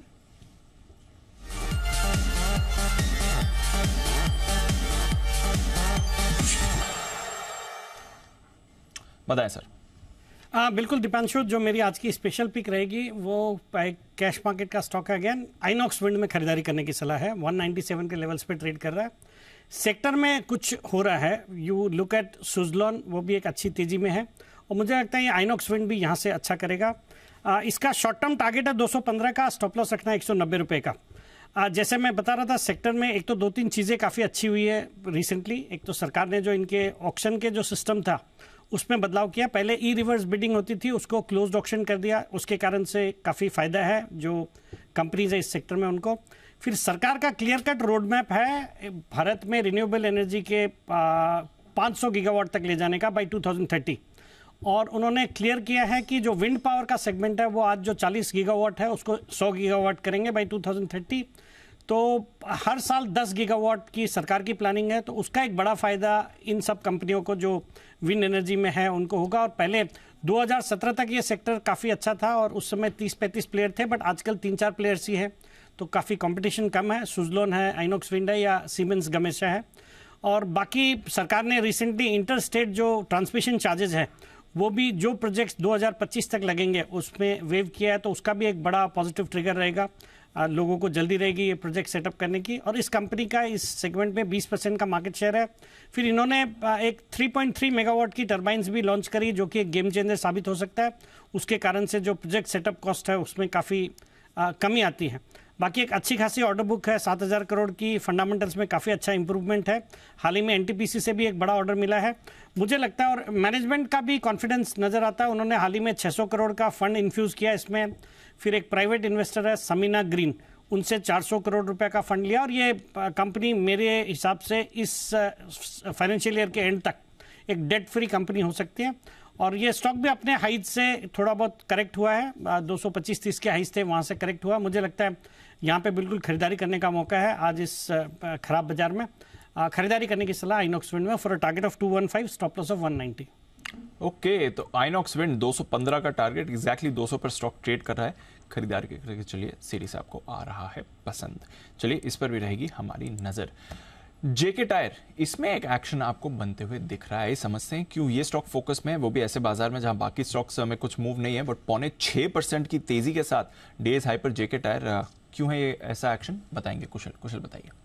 बिल्कुल दीपा, आप देखिए यहाँ पर इंट्राडे में तो ऑलरेडी 7% के गेंस इसने दिखा दिए हैं। और इसकी जो मेन वजह है वो है एक ब्रोकरेज की रिपोर्ट है जिसमें डैम कैपिटल उनकी तरफ से यहाँ पर इनिशिएट कवरेज किया गया है और ये खरीदारी की राय के साथ शुरुआत कर रहे हैं और इन्होंने 315 रुपये के टारगेट दिए हैं। अब 315 रुपये के टारगेट देने के पीछे की जो वजह है वो मैं आपको बता देता हूँ। सबसे पहले तो पिछले 3 सालों में ये मानकर चल रही है कि कंपनी ने अपनी जो ब्रांड इमेज है उसको काफ़ी हद तक सुधारा है और साथ साथ जो मार्केट शेयर है वहाँ पर भी कंपनी के गेन्स आए हैं। इनफैक्ट बैलेंस शीट जो डिलेवरेज होती हुई दिखी है उससे भी बड़ा सपोर्ट कंपनी के ओवरऑल अर्निंग्स के लिहाज से मिलता हुआ दिख रहा है, खासकर फाइनेंस कॉस्ट की अगर आप बात करें। और साथ ही जो वैल्यूएशंस है वो रिलेटिवली अभी भी सस्ती है। यही नहीं, जो प्रीमियम प्रोडक्ट्स पर कंपनी का फोकस है उससे ऑब्वियसली रियलाइजेशंस बढ़ती हुई दिखेंगी और साथ ही प्राइसिंग को लेकर भी आगे चलकर कंपनी को सपोर्ट मिल सकता है क्योंकि जो डिमांड है नए प्रोडक्ट्स की वो काफ़ी अच्छी दिख रही है। और इसी वजह से जो मैनेजमेंट है जेके टायर्स का FY24 के लिए उन्होंने भी गाइडेंस दी है जिसमें वो डबल डिजिट ग्रोथ एक्सपेक्ट करके चल रहे हैं और साथ ही FY25 में जो कर्ज है 4500 करोड़ से घटाकर 3500 करोड़ रुपए करने का इनका टारगेट्स है। तो जाहिर सी बात है कि यहाँ पर जो आगे की एक्सपेक्टेशंस है मैनेजमेंट की भी और साथ ही ओवरऑल हर एक पैरामीटर्स पर आगे के लिए जो कैगर दिख रही है इनको FY25 तक वो काफ़ी इंटरेस्टिंग है और काफ़ी अच्छी ये एक्सपेक्ट करके चल रहे हैं कि ये ग्रोथ रह सकती है। और इसी वजह से आज जेके टायर्स बाजार के विपरीत ट्रेड करता हुआ दिख रहा है। तो ये है आपके लिए जेके टायर जहां पर एक्शन है। सिटी साहब एक राय सर, जेके टायर पर आई थिंक बालकृष्ण इंडस्ट्रीज में भी 1-2 दिन पहले हमें अच्छा एक्शन दिख रहा था, बट आज जेके टायर पर बढ़िया मूव आ रही है सर।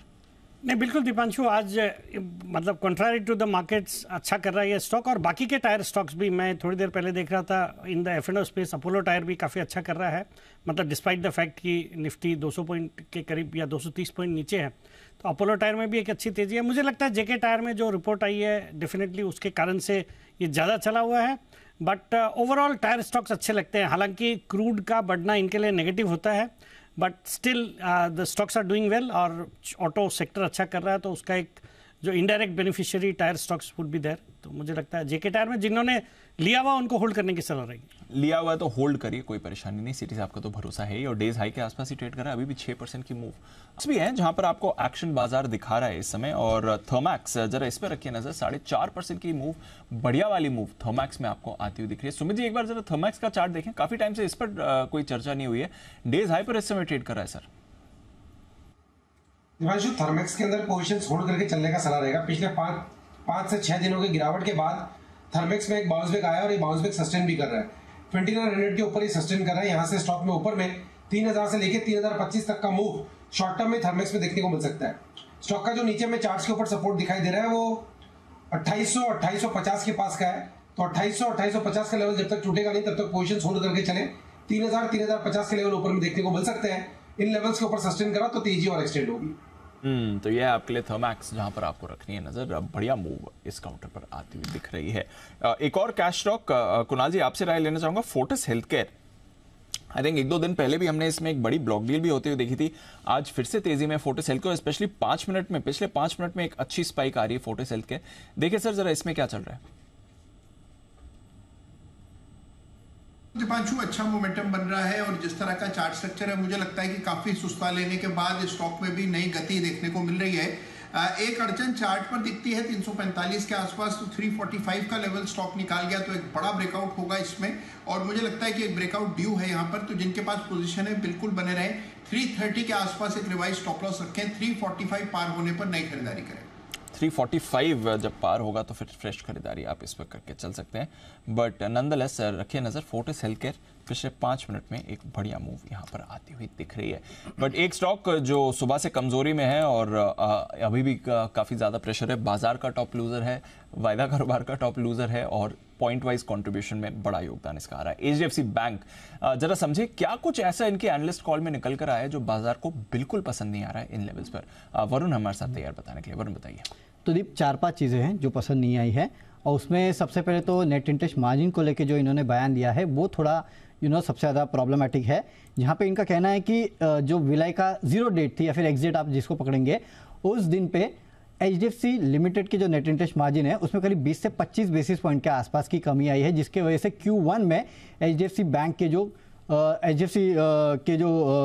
ओवरऑल लिक्विडिटी है वो काफ़ी ज़्यादा थी, करीब 1 ट्रिलियन के आसपास की, जिसके कारण ये नेट इंटरेस्ट मार्जिन में दबाव आया है।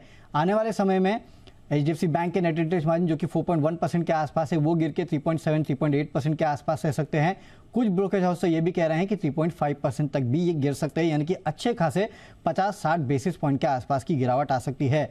नोमुरा की रिपोर्ट है जो कि कह रहे हैं कि FY24 के जो ओवरऑल निम्स है 25 बेसिस पॉइंट गिरेंगे और FY25 में ये 15 से 20 बेसिस पॉइंट गिरेंगे।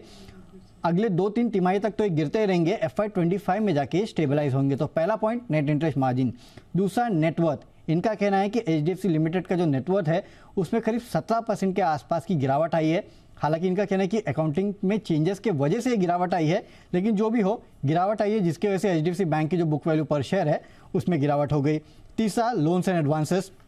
इनका कहना है कि 1 जुलाई को बैंक की जो ओवरऑल लोन्स एंड एडवांसेस है 22.2 ट्रिलियन के आसपास थे।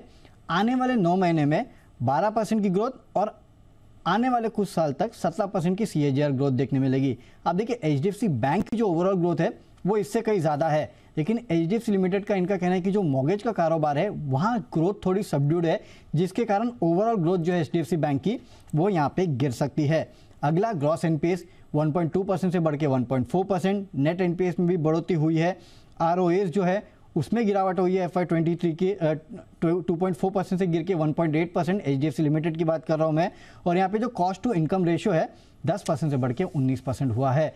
तो ये सब चीज़ें हैं जो शायद ब्रोकरेज हाउसेस को भी पसंद नहीं आई, इसके लिए नमूरा ने डबल डाउनग्रेड किया है। JP मॉर्गन, जेफरीज, HSBC सब ने एक सुर में अपने प्राइस टारगेट काटे हैं, और ये फैक्टर्स है जिसके कारण एचडीएफसी बैंक 4% गिरकर निफ्टी का टॉप लूजर है।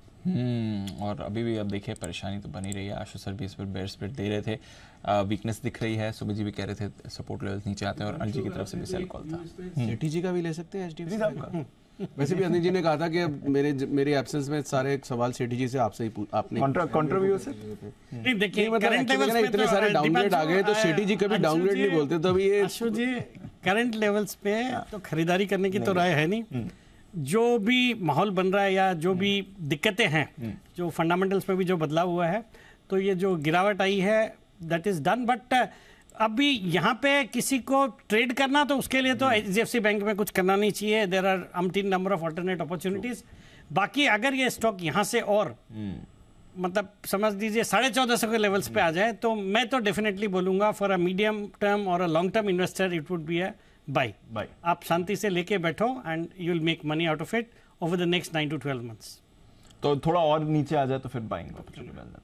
1-2 क्वार्टर के उन्होंने कहा, 1-2 क्वार्टर आने वाले टफ रह सकते हैं, उसके बाद तो खैर वो डिस्काउंट तो कुछ जल्दी हो जाएगा, वो फटाफट हो बाजार जल्दी कर लेगा, वो 1-2 क्वार्टर तक वेट करने की जरूरत नहीं पड़ेगी, उससे पहले ही मिल जाएगा मौका। अब 1-2 क्वार्टर बाद ये ना बोले 1-2 क्वार्टर हो तकलीफ हो है। HDFC bank I think usually straightforward ही रखता है। इन्होंने भी जैसे इंटीग्रेशन की इनकी क्लैरिटी और आई, आपके सामने डिटेल्स आ गई। तो चलिए, इन्वेस्टर्स के लिए अलग अप्रोच है, ट्रेडर्स के लिए अलग अप्रोच है, दोनों को आप सेपरेट रखिए।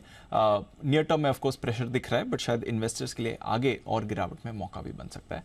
तो यह है आपके लिए एचडीएफसी बैंक। आइए जय ठक्कर के पास चलते हैं, जय का जैकपॉट।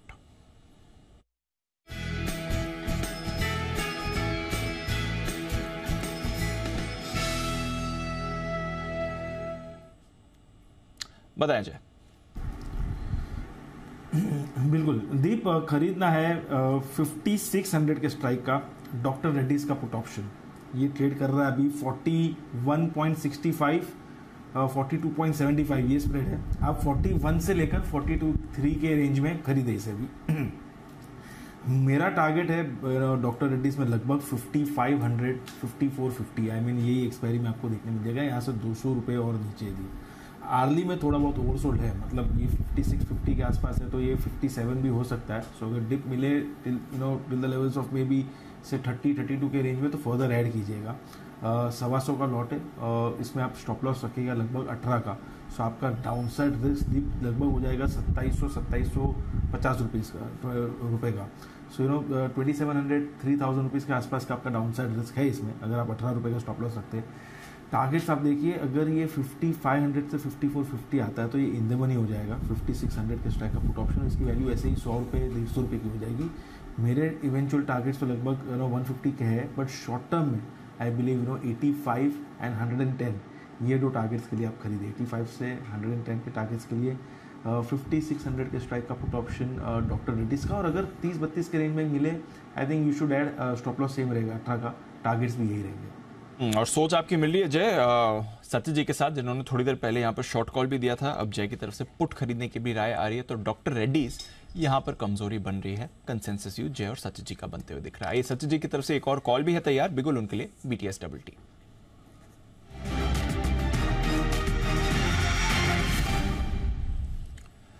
बताएं सत्य जी। दीपांशु, यहाँ पर पॉलीकैब का डेटा काफ़ी इंटरेस्टिंग रहा है। मॉर्निंग से जिस तरीके से पोजीशंस यहाँ पर ऐड हो रही है, तो यहाँ पर हमने वापस रीआइटरेट किया है। डिस्क्लोजर होगा कि हमने हमारे क्लाइंट्स को भी ये रिकमेंडेशन दी है। जिस तरीके से ओवरऑल स्ट्रक्चर है, मुझे लग रहा है 54-40 तक की जगह यहाँ पर पॉलीकैब में अभी भी ओपन है। एंड जिस तरीके से पूरे दिन का यहाँ पर एक कंटिन्यूड स्ट्रेंथ नजर आई है, तो स्टॉप लॉस आप लगभग अराउंड 50-45 पे लगाए।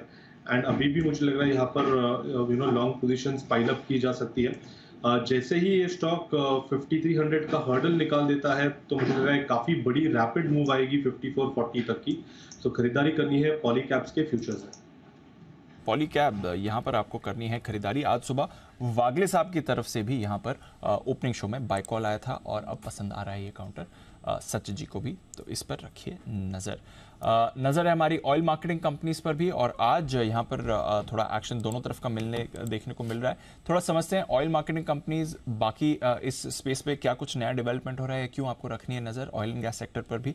वरुण बताइए क्या चल रहा है। तो दीप, कच्चा तेल बढ़ रहा है, ये तो हम देख ही रहे हैं कि एक महीने में 10% से ज़्यादा की बढ़ोतरी, और लो से देखेंगे तो 37% से ज़्यादा की बढ़ोतरी यहाँ पे देखने मिली है।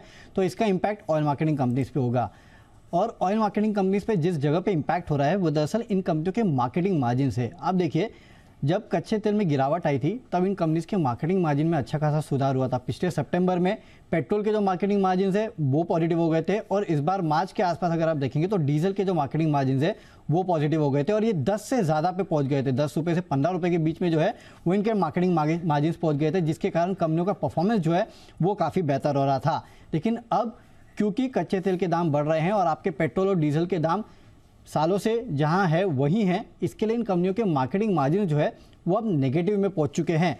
पेट्रोल के मार्केटिंग मार्जिन ऑलमोस्ट फ्लैट में है, जबकि डीजल के मार्केटिंग मार्जिन अगर आप देखेंगे तो 5 से 7 रुपये माइनस में जो है वो इन कंपनियों के पहुंच चुके हैं। इसके लिए कुछ ब्रोकरेज हाउस ये कह रहे हैं कि आपको इस क्वार्टर में तो शायद उतना इम्पैक्ट नहीं देखने मिलेगा, क्योंकि एंड ऑफ द क्वार्टर की तरफ ये आने के बाद ये मार्केटिंग मार्जिन गिरे हैं। लेकिन शायद सेकेंड हाफ में अगर ऐसे ही कच्चा तेल ऊपर रहा और पेट्रोल और डीजल के दाम बढ़ाए नहीं जा पाए ऑयल मार्केटिंग कंपनियों की तरफ से, तो इन कंपनियों को एबिटा लॉस होना शुरू हो जाएगा। आपको याद होगा दीप, थोड़े दिन पहले हमने एक लिंक किया था, एक ब्रोकरेज हाउस की रिपोर्ट भी आई थी जो कि कह रहा था कि 1 लाख करोड़ के आसपास का एबिटा जो है ये कंपनियां क्लॉक कर सकती है FY24 में। और ये वही सोच के कहा गया था कि कच्चा तेल नीचे रहेगा और शायद पेट्रोल और डीजल के दाम या तो इन्हीं लेवल पे रहे या फिर बढ़ जाए, लेकिन ऐसा कुछ हो नहीं रहा। इसके लिए अब ये कह रहे हैं कि एबिटा फ्रंट पे लॉस सेकेंड हाफ में ये ऑयल मार्केटिंग कंपनीज कर सकती है। सिंगापुर GRMs अगर आप देखेंगे तो ये दुगने हो चुके हैं। Q1 FY24 में ये 4 के आसपास थे, $4 के आसपास, अभी ये $8 के आसपास है, तो यहाँ पे कोई दिक्कत नहीं है।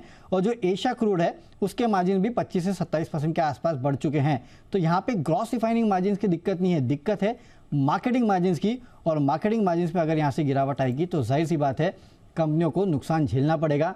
और सबसे बड़ी दिक्कत की बात यह कि कच्चा तेल बढ़ भी रहा है तो अपस्ट्रीम कंपनीज को फायदा नहीं हो रहा है, क्योंकि $75 के ऊपर अगर कच्चा तेल जाता है तो सीधा सीधा विंडफॉल गेन टैक्स इन पे लग जाता है। आपने देखा 2 दिन पहले कैसे विंडफॉल गेन टैक्स 10,000 रुपये प्रति लीटर के आसपास कर दिया। तो जाहिर सी बात है ना उनको फायदा ना इनको फायदा, और ऑयल मार्केटिंग कंपनीज को नुकसान जो है थोड़ा ज़्यादा हो सकता है मार्केटिंग फ्रंट पे, इसके लिए डाउनग्रेड्स भी आ रहे हैं।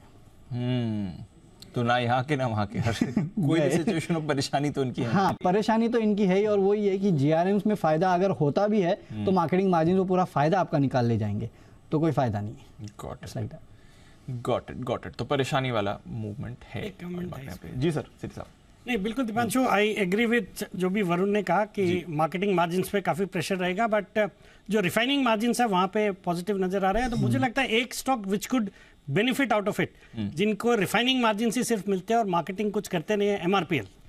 MRPL could B one stock जिनके मार्केटिंग के कोई इश्यूज है नहीं और रिफाइनिंग मार्जिन चूंकि इंप्रूव होंगे तो वहां पे एक अच्छी बढ़त देखी जा सकती है। और बाकी जितना नेगेटिव चारों तरफ दिख रहा है, I think there is some positive also, because आप इस तरह के बाजार में भी आज देखिए एचपीसीएल इज पॉजिटिव, गिरा नहीं है, तो कुछ तो है जो बाजार हमसे ज्यादा जानता है, and because of which these stocks are not falling.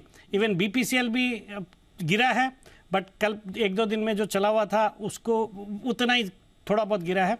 बाकी एचपीसीएल इज स्टिल पॉजिटिव, और बाकी मुझे लगता है MRPL could be a good bet at the current levels. कोई टारगेट सर एमआरपीएल के लिए? नहीं, एमआरपीएल मुझे लगता है ये बहुत ही डीपली अंडरवैल्यूड है, और जिस तरह से क्रूड में उछाल है और जो जीआरएम्स बड़े हैं, मुझे लगता है we could easily see levels of 115-120 very soon. Okay, तो ये है आपके लिए एमआरपीएल, बड़ी मूव इसमें आ सकती है। थोड़ा स्टॉक भी एक्शन में आ रहा है, चलिए देखते हैं इस पर कैसा मूव रहेगा। आइए, सुमित जी के लिए एक बिगुल है, सुमित का सुपर हिट।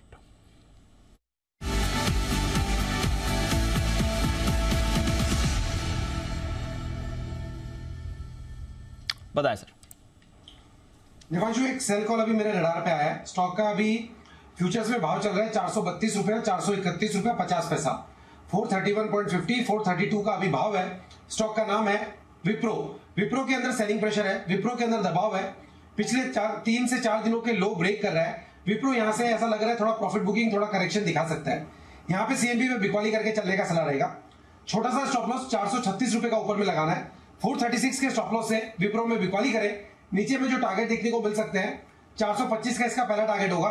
2-3 दिनों के अंदर 421 रुपए तक के लेवल भी देखने को मिल सकते हैं। तो 436 के स्टॉप लॉस से बिकवाली करें, 425, 421 के टारगेट्स की।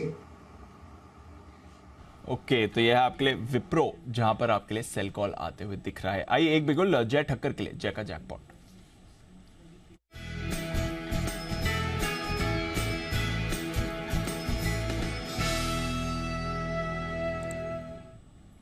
बताएं सर।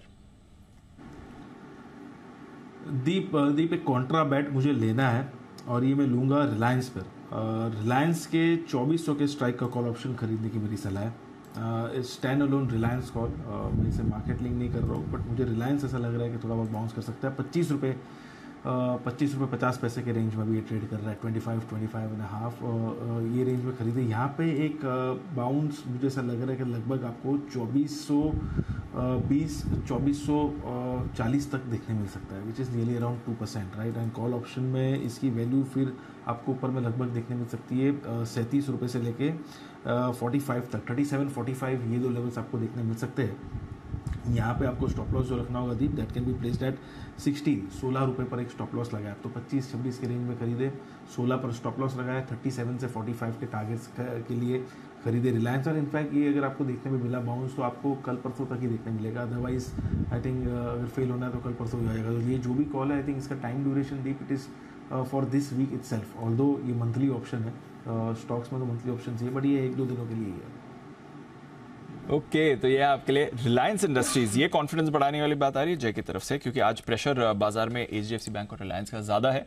सुबह हमने देखा 1,64,00,000 शेयर्स का बड़े सौदे होते हैं रिलायंस में। आई थिंक सेठी साहब, आपका भी व्यू है इन लेवल्स पर रिलायंस आज सुबह से भारी गिरावट में? हाँ बिल्कुल, आई वुड एग्री विथ जय। मुझे लगता है रिलायंस ये जो लेवल्स है यहाँ पे खरीदारी करने का ही मौका है।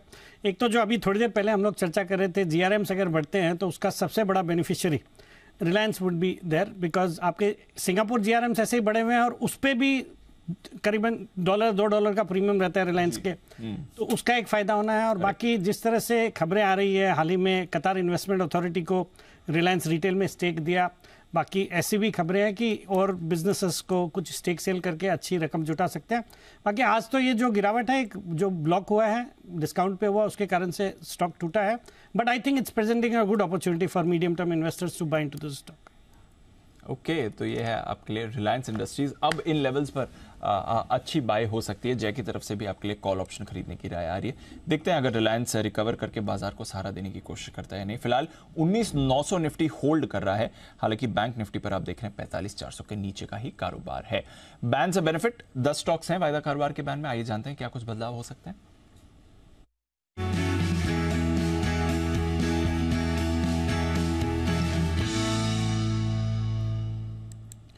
आशीष बताइए क्या चेंजेस होंगे? दीपांशु, 10 स्टॉक है हमारे पास बैन में। लिस्ट थोड़ी सी छोटी हो रही है। कल आपको 9 स्टॉक दिखेंगे बैन में, यानी 2 स्टॉक ऐसे हैं जो बैन से बाहर निकलने के लिए पूरी तरीके से तैयार हो रहे हैं। सबसे पहला है IEX, यहाँ पर देखें 78.7% है मार्केट वाइड पोजीशन लिमिट, और दूसरा स्टॉक है REC, जहाँ पर भी अगर आप देखें तो 78.5 है। दोनों की 80% से कम आ गई है पोजीशन। निश्चित हो गया दोनों स्टॉक बैन से बाहर आ जाएंगे। बाकी के तो जो स्टॉक हैं वो बैन में बने ही रहेंगे। एंट्री करने के लिए तैयार हो रहा है हिंदुस्तान कॉपर। यहाँ पर अगर आप देखें तो थोड़ा सा मूव भी देखने को मिला। यहाँ पर पोजीशंस परसों बंद हुई थी करीब 80% के आसपास, आज पोजीशंस बढ़ी हैं, अब राउंड फिगर हो गई है करीब 100% के आसपास, तो 95% के आंकड़े को क्रॉस कर लिया। हिंदुस्तान कॉपर एंट्री करेगा। RECL और IEX, ये 2 स्टॉक ऐसे जो बैन से बाहर आएंगे। Delta corp, Balrampur Chini, PNB, Indiabulls housing finance, BHEL, Chambal fertiliser, Zee entertainment और मनप्पुरम, ये स्टॉक जो है बैन में बने रहेंगे। तो ये है आपके लिए, तो निकल कर आ रहा है आपके लिए IEX और REC। IEX और REC और हिंदुस्तान कॉपर वापस एंट्री करेगा। एक दिन के लिए बाहर आया और वापस एंट्री के लिए तैयार हो रहा है। तो चलिए, ये 2 काउंटर्स हैं जहां पर आपको एक्शन आते हुए दिखेगा। ओके, रखेंगे इन पर भी नजर। और पावर सेक्टर, यहाँ पर आपको रोज मूव्स आती हुई दिखती भी हैं, आज भी आपको दिख ही रही हैं। SJVN, NHPC, by the way दोनों कैश स्टॉक्स काफी एक्टिव हैं। एक बार सेठी साहब से जरा राय लेनी है सर। NTPC की बात होती रहती है, टाटा पावर की बात होती रहती है, REC, PFC भी एक्शन में, बट ये SJVN, NHPC कुछ अलग ही लेवल पर है सर अपनी चाल में। SJVN आज देखिए 6.5% ऊपर, आई थिंक NHPC में भी 3-3.25% की तेजी आ रही है। यहाँ पर क्या चल रहा है सर? नहीं, बिल्कुल दीपांशु, दोनों स्टॉक एक अलग ही मूड में है और दोनों ही ऑलमोस्ट पिछले 2 महीने में डबल हो गए दोनों स्टॉक्स। और ऐसे भी रिन्यूएबल एनर्जी पे फोकस है, तो विंड एनर्जी अच्छा कर रहा है, जो अभी थोड़ी देर पहले मैंने सुजलॉन और आइनॉक्स विंड की बातें करी। वैसे ये हाइड्रो पावर वाली जो कंपनियां हैं वो भी अच्छा कर रही है। और आज SJVN कुछ खबरों में भी है, इन्होंने PFC के साथ कुछ बड़े 1,18,000 करोड़ के ऑर्डर्स के लिए, कुछ प्रोजेक्ट्स के लिए कुछ JV किया है या कुछ टाई अप किया है, तो उसकी वजह से भी SJVN में एक अच्छी तेजी है। बाकी काफ़ी सालों से चले नहीं थे, अंडर परफॉर्म किया था और इस साल इनका चल रहा है। तो आई थिंक जिन्होंने इन्वेस्ट किया हुआ उनको अभी भी होल्ड करना चाहिए। There is some more stream left in both the stocks. तो ये है आपके लिए दोनों काउंटर्स पर मूव आ रही है। हाँ सर, बैन से बाहर आता है, मतलब मैंने हिंद कॉपर कई बार कवर किया है और हर दूसरे दिन जाके आता है बाहर आता है, और लेकिन वो ट्रेड बहुत अच्छा है दीपांशु। मतलब वो बैन में जाता है, आप कैश में डिलीवरी उठाओ और वो बैन से निकलता है और 10 रुपए देता है। वो 155 से बैन में आया, 145 में हमने स्ट्रांगली रिकमेंड किया और बार बार ये वर्ड यूज़ किया कि बैन में जा रहा है, इसको डिलीवरी उठाओ। फिर वो 165, फिर 165 से बैन में गया, फिर 155, फिर वो बैन से निकलता है 16। तो मुझे लगता है कि अच्छी अपॉर्चुनिटी है, तो डिलीवरी ले लें उसमें। नहीं, मेरा क्वेश्चन दूसरा था। इन दी सेम स्पिरिट अभी काफी नीचे के भाव पे IEX बैन से बाहर आ रहा है, तो इस पे एक राय कुणाल जी से चार्ट्स पे लें क्या IEX पे? पहले आप ITC बताओ, उसमें क्या? ITC तो बहुत अच्छा, ITC में तो कोई दिक्कत है ही नहीं। ITC तो, और हिंद कॉपर के लिए भी मैं बोल रहा हूँ कि मतलब इन दी ऑल सीरियसनेस, अभी भी ये बैन में जाए ये आपको नीचे मिले, आप डिलीवरी उठाओ, आपको मतलब ये बहुत अच्छा ट्रेड मिल रहा है कि 10-12 रुपए की पोजिशनली भी तेज है। एक अच्छा स्टॉक आइडेंटिफाई हो जाए, वो बैंड में जाए, उसमें अगर आपको नीचे मिले फिर ऊपर, मतलब अगर बैंड से निकलने के बाद एक बहुत अच्छा ट्रेड बनता है। तो कैन वी रेप्लिकेट सेम, मतलब ऐसा कुछ दिखता है क्या? मैंने कहा कुणाल जी से अगर आप राय देख लेते हैं आईएक्स पे। चलो लेता हूं मैं। कुणाल जी मैं आपके पास आता हूं, एक बार देख लीजिए आईएक्स क्या व्यू है, बैंड से बाहर आने वाले। उससे पहले एक सुमित जी के लिए बिल्कुल सुमित का सुपर हिट।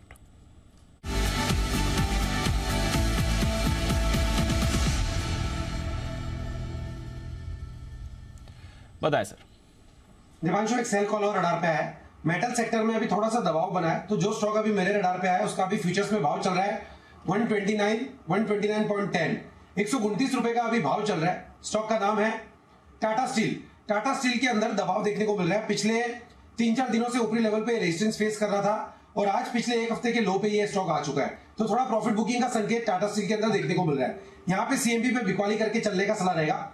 छोटा सा स्टॉप लॉस 132 रुपए का लगाए, 132 के स्टॉप लॉस से टाटा स्टील में बिकवाली करें और 2-3 दिनों के अंदर जो नीचे में लेवल देखने को मिल सकते हैं, 124 रुपए का इसका पहला टारगेट होगा, 122 रुपए का इसका दूसरा टारगेट होगा। तो टाटा स्टील में बिकवाली करें 132 के स्टॉप लॉस से 124, 122 ये लेवल नीचे में 2-3 दिनों में देखने को मिल सकते हैं। बिकवाली करें टाटा स्टील। ओके, तो बिकवाली करनी है टाटा स्टील में। इसमें सेल कॉल आ रहा है, वही buy on rumour sell on news वाली स्टोरी हो रही है। यूके सरकार की तरफ से जो इन्वेस्टमेंट की डील हो चुकी है उसके बाद से हम देख रहे हैं स्टॉक में थोड़ा प्रेशर बना हुआ है। आईएक्स पर चार्ट चेक भी लेना था कुणाल जी, जरा देखें बैंड से बाहर आ रहा है, कोई व्यू आईएक्स की चार्ट पर सर?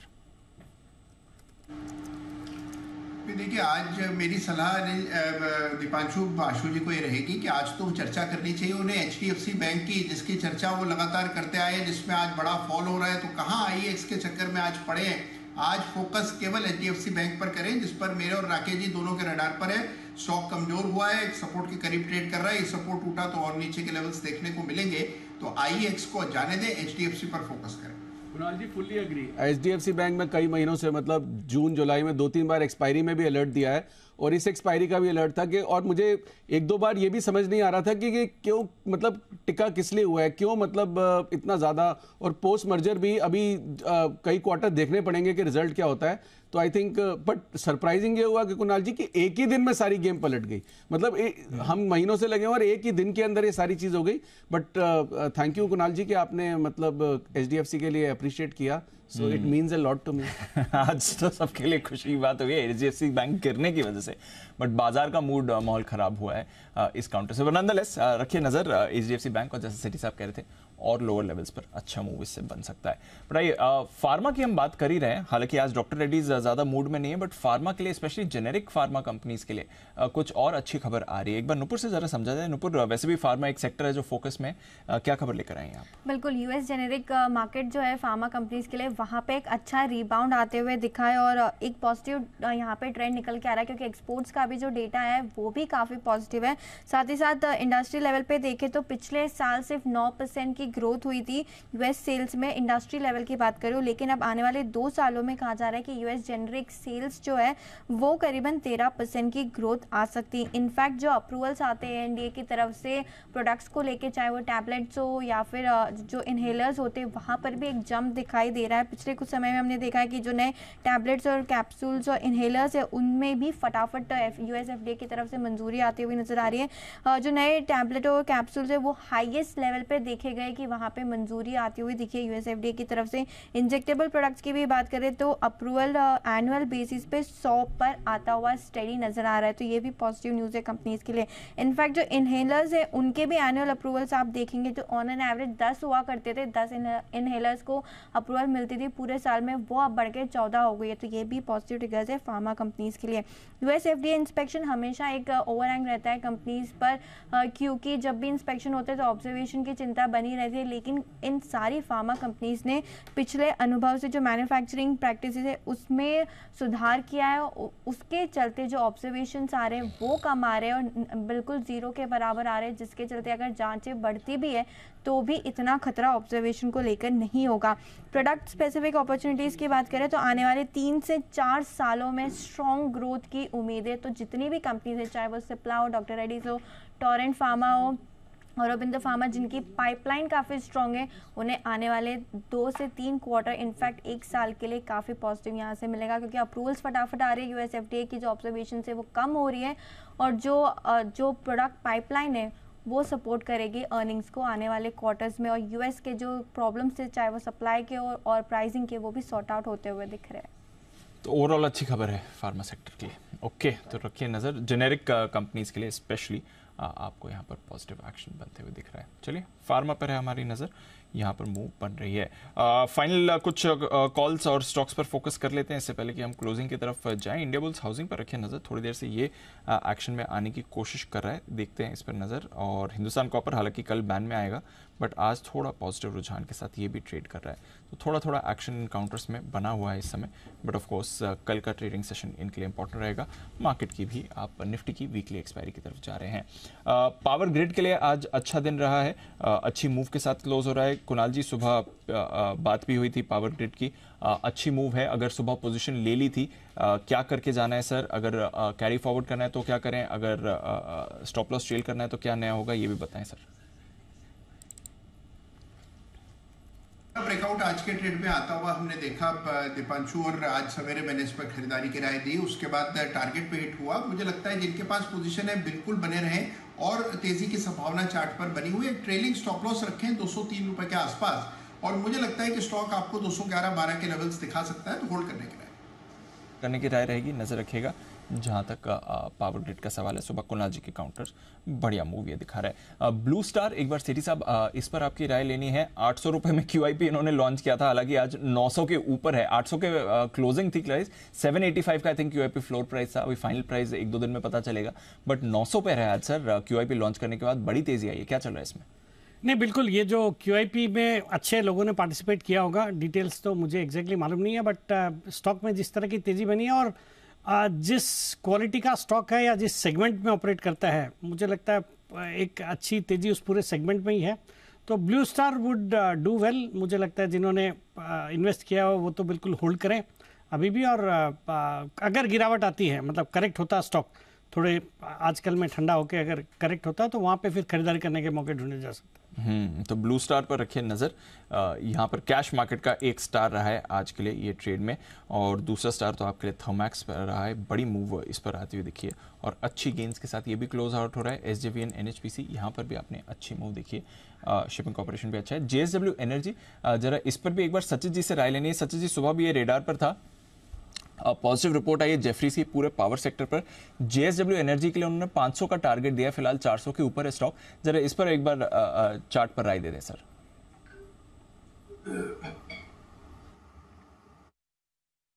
शानदार ही रहा है। इनफैक्ट एक अच्छे रैली के बाद पिछले कुछ दिनों से एक अच्छा कंसोलिडेशन यहाँ पर नजर आ रहा है। एंड जिस तरीके से अभी भी इसकी वीकली एंड डेली RSI की प्लेसमेंट है, यहाँ पर स्ट्रेंथ मुझे लग रहा है बरकरार ही रहनी चाहिए। एक फ्लोर अच्छा एस्टैब्लिश हुआ है अभी 400 के आसपास का। ट्रेडिंग के लिहाज से मुझे लग रहा है वापस एक स्विंग बन सकता है 430 435 के लिए, तो यहाँ पर खरीदारी करने की ही सलाह होगी। आप स्टॉप लॉसेस 382.50 के आसपास लगाए on a closing basis. Himanshu ji, एक राय हीरो मोटोकॉर्प के चार्ट पर सर। ये रिसेंटली मोमेंटम में आया था, बट आज इसने अपना मोमेंटम गिव अप कर दिया, 2% नीचे बंद हो रहा है। डेज लो पर हीरो मोटोकॉर्प सर। दीप, शॉर्ट टर्म में चार्ट सेटअप पॉजिटिव है। इनफैक्ट शॉर्टर टाइम फ्रेम्स में हायर हाइज हायर लोज का सीक्वेंस बनता हुआ नजर आया है। तो मुझे लगता है कि स्टॉक में 3045 3050 के आसपास एक अच्छा सपोर्ट, एक अच्छा बेस है। उन लेवल्स पर शायद वापस से खरीदारी देखने को मिले। पोजिशनली अगर आपका थोड़ा सा शॉर्ट टर्म का नजरिया है तो 2980 के स्टॉप लॉस के साथ यहाँ पर तेजी की पोजीशंस अभी भी होल्ड करके चलने की सलाह। जय, एक क्विक कॉल L&T पर भी रिसेंटली अच्छे मोमेंटम के बाद इसने भी थोड़ा मोमेंटम या कंसोलिडेशन में आ गया। L&T आज 1% ही नीचे, कुछ ऐसी बड़ी गिरावट नहीं है, बट इस पर आगे के लिए राय क्या बनती है? देखिए, यहाँ पे ओवरऑल मोमेंटम पॉजिटिव है, तो आई थिंक L&T मैं नहीं समझता कि इसमें आपको 2800 के नीचे के लेवल्स देखने मिलेंगे ये करेक्शन में। सो अगर ये थोड़ा बहुत भी अगर डिप करता है लगभग 2-3% के आसपास, it would be good opportunity to enter into this stock. पर भी आपको रखनी है नजर।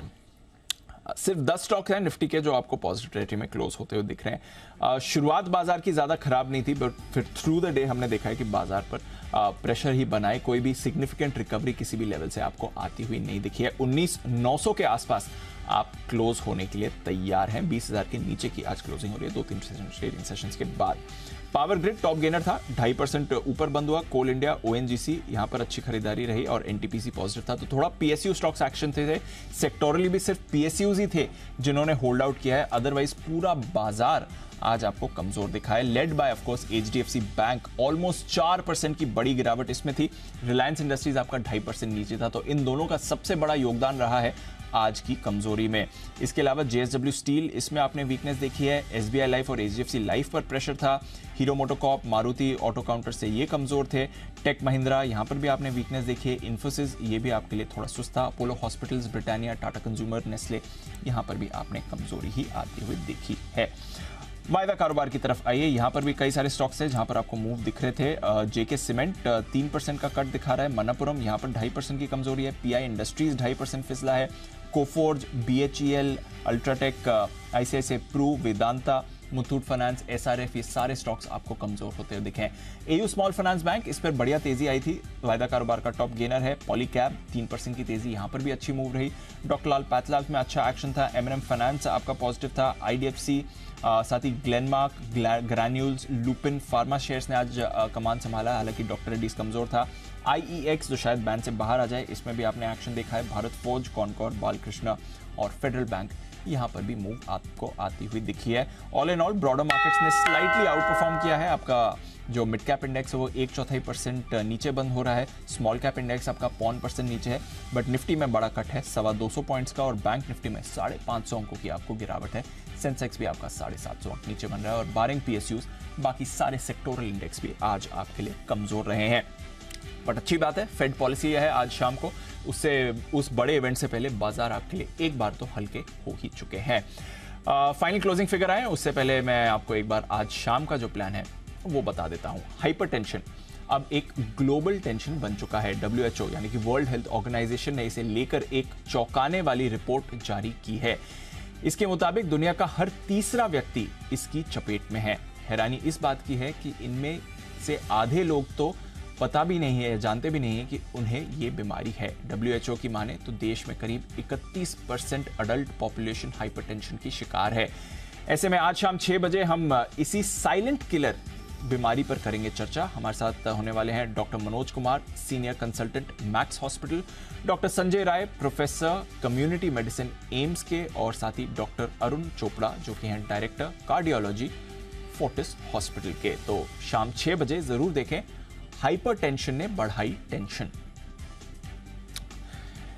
इसके अलावा कर्नाटका हाईकोर्ट की एक टिप्पणी ने सोशल मीडिया पर बच्चों की मौजूदगी पर बहस छेड़ दी है। एक मामले की सुनवाई के दौरान कोर्ट ने कहा कि सोशल मीडिया का इस्तेमाल करना अच्छी बात है, लेकिन आजकल स्कूल जाने वाले बच्चों में इसका एडिक्शन ये एक चिंता की बात बन चुका है। इसलिए सरकार को बच्चों के लिए एक उम्र के बाद ही सोशल मीडिया पर आने की अनुमति देनी चाहिए। इंडिया 360 की कवर स्टोरी रहेगी इसी मुद्दे पर। क्या सोशल मीडिया के इस्तेमाल के लिए उम्र तय की जा सकती है? जरूर देखिए हमारी कवर स्टोरी सोशल मीडिया पर उम्र का पहरा, आज शाम 8 बजे। फाइन क्लोजिंग फिगर भी हमारे सामने आ रहे हैं। 19,910, ऑलमोस्ट 225 पॉइंट का ही कट आपको निफ्टी पर दिख रहा है क्लोजिंग के लिए। और बैंक निफ्टी आई थिंक जिस लेवल पर प्रोविजनल था उसी पर फाइनल क्लोजिंग फिगर आ रहे हैं। मे बी ये थोड़ी देर में अपडेट हो जाएगा, बट कमजोरी है और ऑलमोस्ट डेज लो के इर्द गिर्द ही आप बंद होते हुए दिख रहे हैं। बहुत बहुत शुक्रिया हमारे सभी मेहमानों का हमारे साथ आज शो में जुड़ने के लिए। राकेश जी, कुणाल जी, हिमांशु जी, साथ ही सुमित जी, सचित जी एंड जय ठक्कर आपका भी। एंड ऑफ कोर्स स्टूडियो में आज खास डबल बोनांजा हमारे गेस्ट ऑफ द वीक सिरी साहब और आशु सर, आपका भी बहुत बहुत शुक्रिया। कल वीकली एक्सपायरी के लिए आपसे फिर से करेंगे मुलाकात।